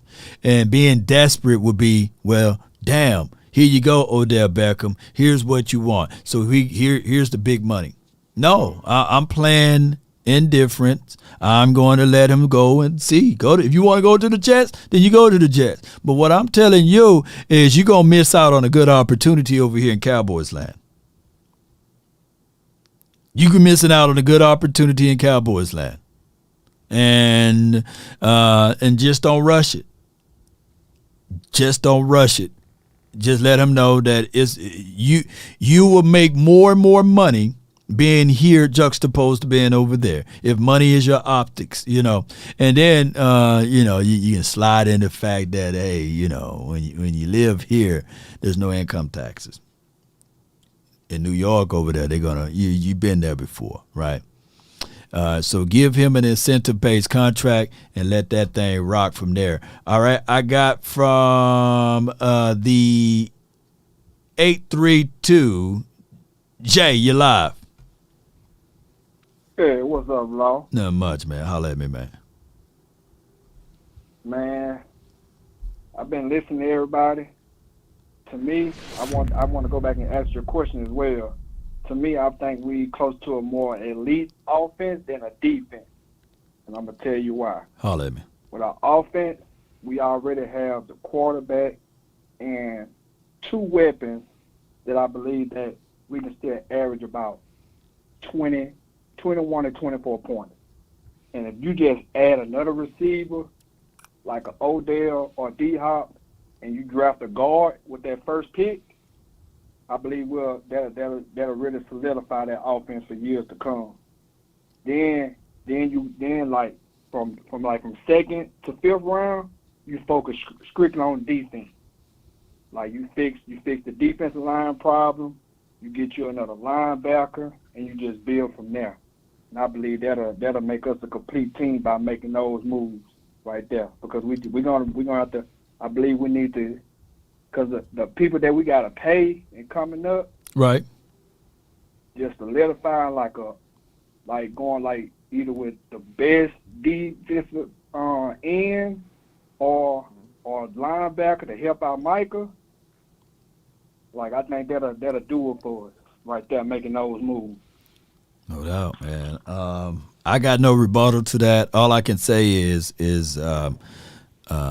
we just throwing the word around elite casually, but we do have a chance, and I do like the way you kind of laid that up with a chance if we just make the few moves. Like if y'all listen to what he said, he's not saying go buy the sun and the moon, just purchase the moon right now, and that's bringing in a D-Hop, right?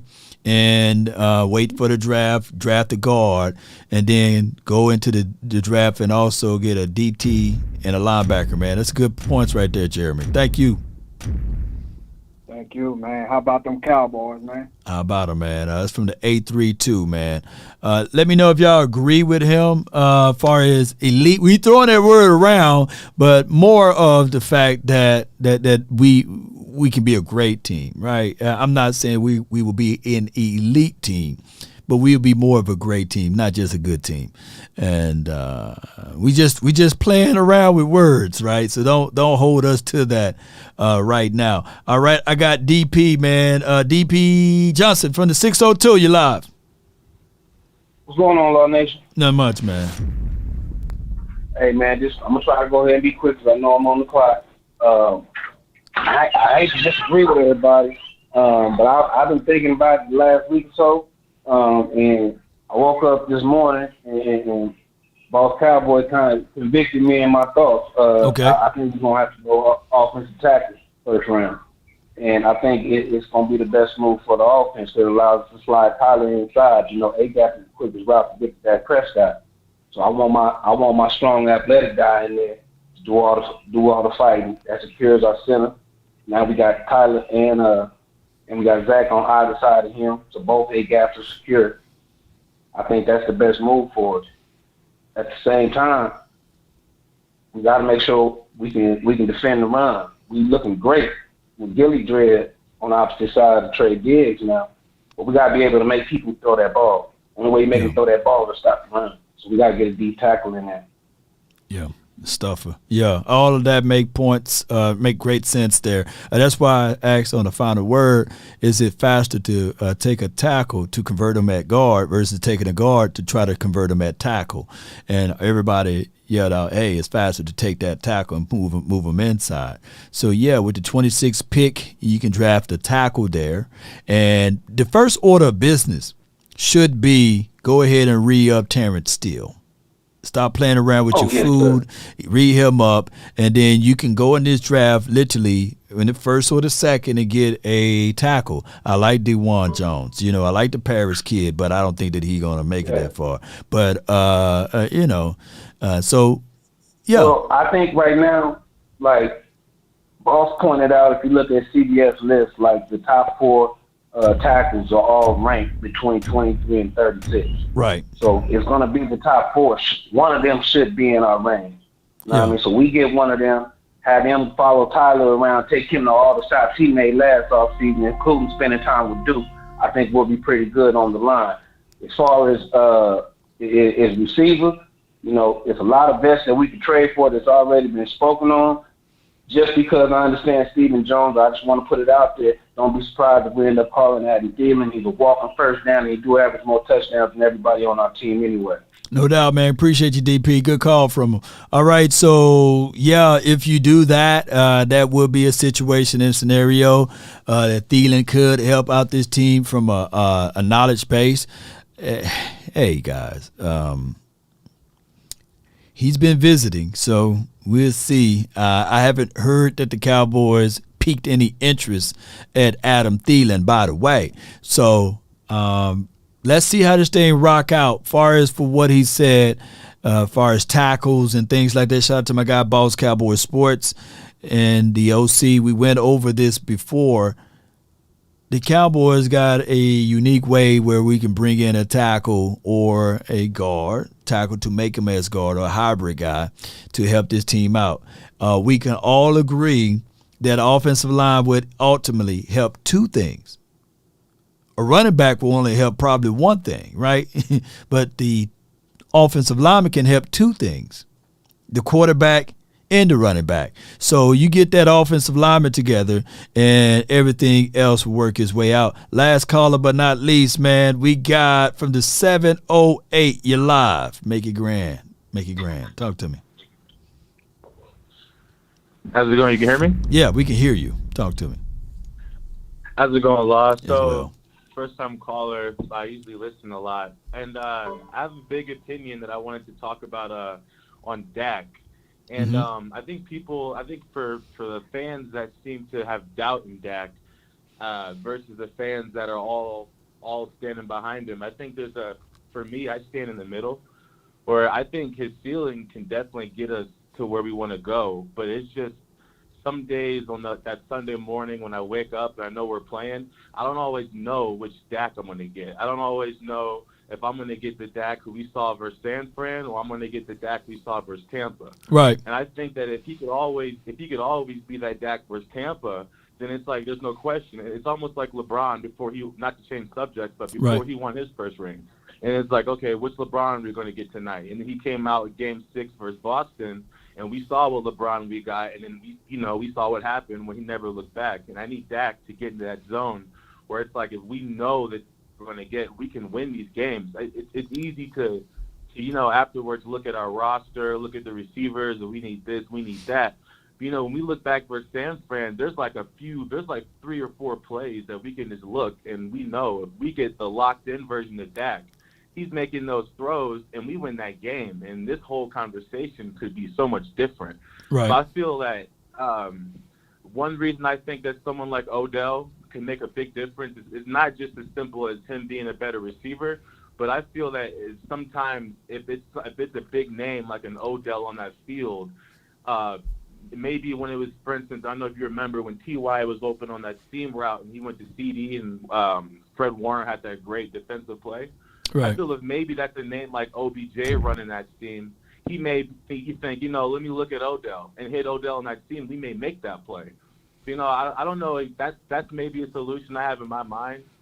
I feel for some years it's just been, Dak can do it, but it's just, can he do it consistently? And I think the inconsistency, it just raises that question mark. So I want to hear what your opinion was on that. Well, here's the thing. This team collectively been inconsistent. And when you say inconsistent breeds inconsistent, we've seen 14 personnel, never to see it again.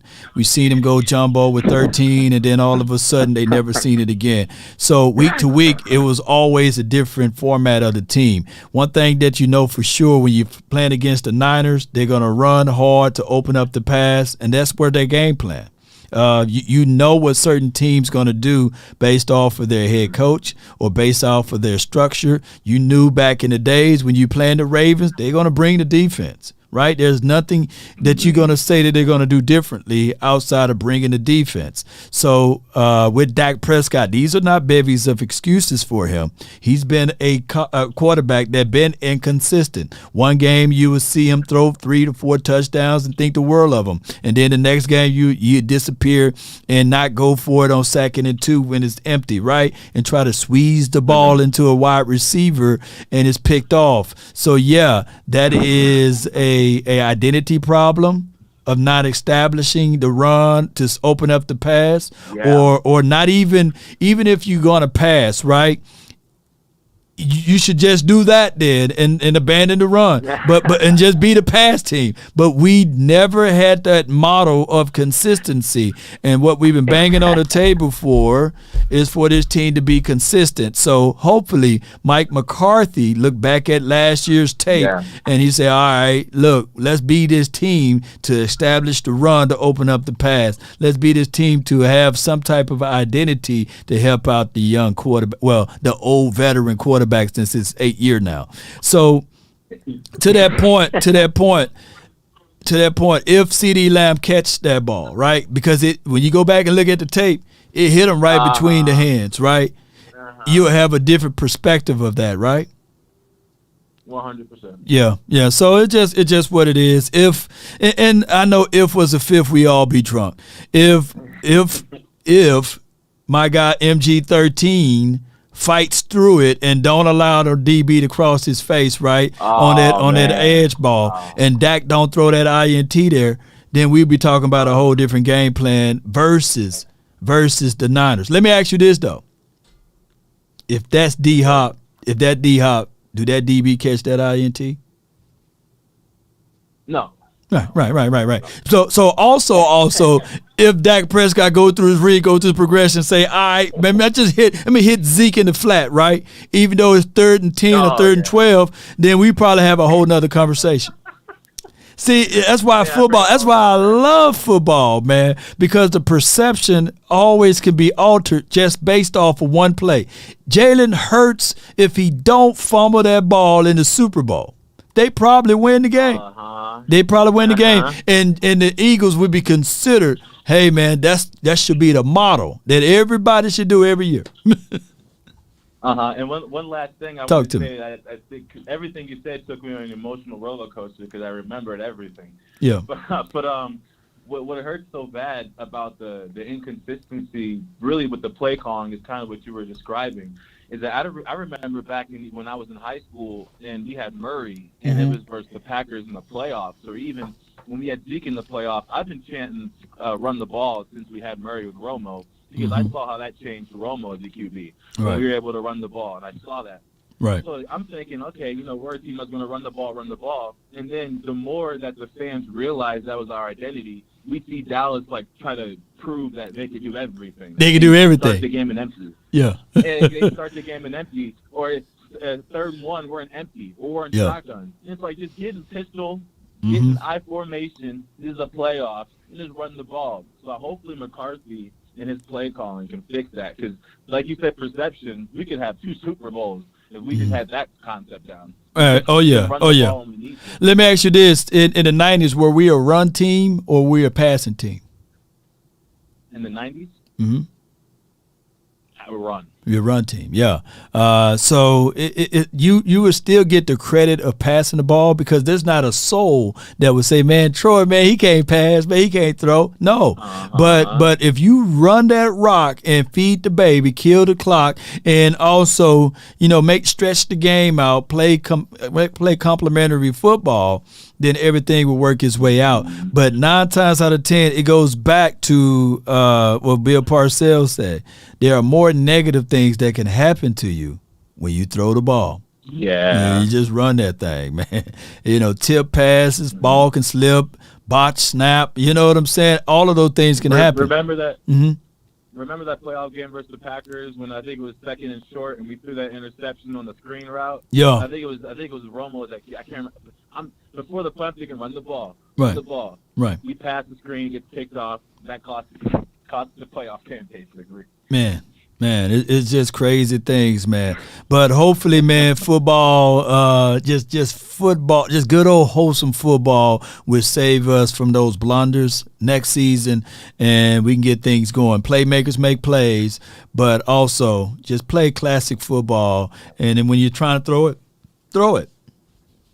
Exactly. 2014 was a beautiful year. I know people over 2016 make us overlook that year, but not only did we win a lot of games, but the way we were winning was more convincing. We just kind of it was more of a ground and pound attempt, like at a UFC fight. You see someone just beat you down over and over and over. So the scores, they didn't really tell the story because in 2014, we had an identity.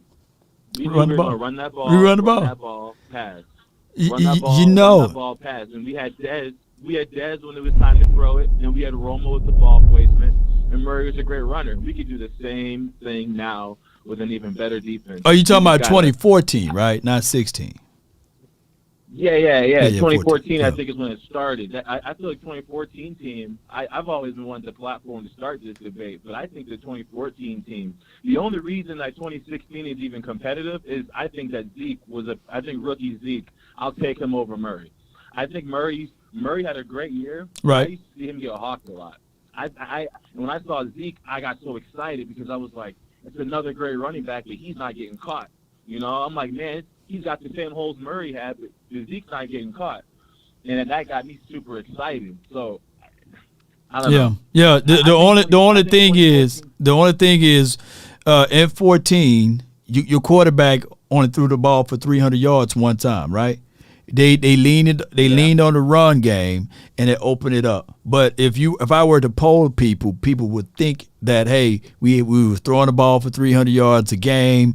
We were just unstoppable in the air and by land, but that's not the case nor the scenario. Run the ball and just win the game the right way, and you will find yourself in the Super Bowl. If you think I'm lying, ask the Eagles. You know, they ran the ball. Appreciate you, bro. Thanks for taking the call, though. I've been wanting the platform. There's a whole bunch of debates I've been wanting to spark up. You know, but that's one of the big ones. Yeah, what's your name, fam, so I can lock you in? My name's Isaiah Johnson. I'm from Bloomington, Normal, Illinois. Me and my dad are both big watchers. Okay, he watches you every game day. He's got you on his live. Oh wow! Well, we had an Isaiah Johnson that played DB over here. You ain't that guy though, huh? No. You remember him though, right? Yeah.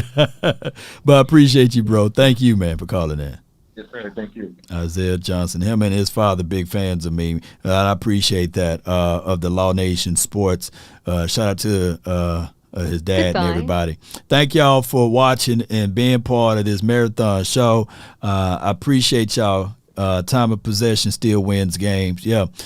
Just run the ball is just such a cliche. But what we're pretty much saying is that there's nothing new under the sun. We can say it's a pass-happy league, blah, blah, blah. Offense win championships now, not defense. But if you go back and watch what the Kansas City Chiefs done, I don't think that quarterback had 200-300 yards passing, right? But you look at how they scheme things and you look at what they did on the ground, they had more rushing yards than they had throwing. But it was a situation whereas you still got to present that. The threat of the run is such a pivotal part of this game that you can't excuse it. You know, you can't dismiss it. That's a better way to say it. You can't dismiss it. Protect your offensive line, build with the trenches. The first moves that Kansas City Chiefs made, trench. They went and got an offensive line. They went and got a defensive tackle. And the first move, even the Niners did. Oh, we're going to try to go out there and grab another defensive tackle to solidify what? Their identity. You got to establish your identity. You got to figure out ways to establish and present your identity. And the Cowboys, even on defense, they were pretty good on the first half of the season, dissipated and disappeared, but we really didn't even have an identity on the defense. We couldn't stop the run. We're giving up big plays as it relates to the opposite DB, but some teams just know how to do these things. Regardless of who moves in and move out, their identity stays the same. So the Cowboys just got to do those things. Ladies and gentlemen, I appreciate y'all, man. Thank those who subscribe. Thank those who support this channel. Please hit that shared icon. I don't beg a lot, but I am saying this right now during this off season. It's a long one, and I really appreciate you guys. Shout out to Power Hands, brought to you by Inside the Huddle, for supporting this stream today. I appreciate them. More and more details and information will be posted after the video is done. Hey, I'm building the plane while it's in the air. But one thing I want you guys to know, write this down. If there's one thing a man should always do, it's mainly to himself be true. Never allow someone to change your point of view unless what they bring makes sense to you. Never judge a man by sight alone, nor by the height he has grown. And when speaking, keep it at a moderate tone, because raised voices turns hearts into stone. You see, in the beginning, it was, how about them Cowboys? You know, I roll with brother, ride with brothers. You know what I'm saying? You my boys. The morals of life, live, love, and respect for another. Then there are those who will try to be smart. They would take a decent man to alter his heart, to seek to rip him apart, like what they tried to do to the playmaker. You see, the lies get out there early. It would taint you. It would sully you. It would tear you down. But the truth takes its time. And then the best thing about all of this, which is really the worst thing, they would try to cover the truth when they know you're right. They would try to spill over. They would try to take you down. They would try to point out the past and point out the things that you did in a bad way. They would say, hey, the Cowboys are never going to get back to the Super Bowl. Why? They're one and done. The Cowboys can't win on the road. The Cowboys never defeated this guy before. You see, they like to paint you into a corner. Yeah, the playmaker, he had his troubles and issues in the past. Had nothing to do with his future. And that's the same thing that the 4-ladder and the 3-ladder network will put upon the Dallas Cowboys in a mega stage, right? They would say that the Cowboys have no chance. They would say that, hey, Mike McCarthy, he haven't done anything since 2010. They would say that Dan Quinn don't have it together. That wasn't his defense. That was the Legion of Boom based upon the other guys that was there. He had nothing to do with it. You see how they like to paint that narrative? They like to rip you apart. They like to tear you down. They would like to have each other fighting over each other over here in the silver and blue. They like to divide you. But I come here with the truth, and I'm going to spit it to you. And I'm going to give it to you raw and rough and rugged. And when you receive these gifts, and when you receive these blessings from me, you will see with your natural eyes that if you want a thing bad enough to go out there and fight for it, to work day and night for it, to give up your time, your peace, and your sleep, if all of your desires of it makes you quite mad enough that you don't get tired of it, and it makes you hold all other things tawdry and cheap, if life itself seems empty and useless without it, and all that you scheme and dream is about it, if you'll gladly go out there and sweat for it, fret for it, or plan for it, or lose all terror of your mind, if you would simply go after the thing you want, Odell Beckham, DeAndre Hopkins, right? If you go after the things you want, Bobby Wags, anybody that's out there on the streets looking for a J.O.B., a career change, if dogged and grim and besieged and beset, you will get it, Cowboy Nation. And anybody that's watching right now, there are people that's waiting on that phone call, right? Don't stop now. Continue to apply. Don't stop what you're doing. Continue to work out. You may not see the muscles forming now, but it's weird that when about 3 to 4 months from now, the hard work that you put in now, you will see tangible results, right? The hard work that you put in now, far as your studying or whatever you're trying to get, that paper, even when you're in school, the hard work that you put in now, you will see the fruits of your labor come in multiple returns. They said that one seed, it blesses you with multiple of return just by you putting in that work action. That's how this world works too. So let's go, Cowboy Nation. That's what I've been doing. We've been planting seeds over here, and it's going to come back in multiples of returns. That's been my time, Cowboy Nation. I really appreciate you guys for yours. And remember, you're listening to nothing but the best. Damn! Let's go. Roll those credits, baby.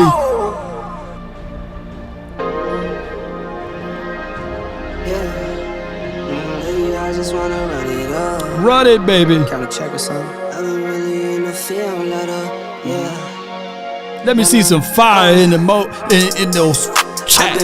Let me see those blue hearts in the chat. Lately, I just wanna run it up. Rebo rolling. Just say Hot Spot Casino, East Side Cowboy Harold, Matt Batten, baby. Run it. Hey. Count that too, count it up. Tupac, I see you, fam. So over it. Hey. Come on. All right. Multiples of return. You just got to get it out the mud, baby. Hey. Who with law, baby? Iceberg Q. I am awake, are you? I ain't gonna pick on you today. Shout out to you. I reversed the situation yesterday. Ended up, the universe didn't like what I said and gave y'all Slay back.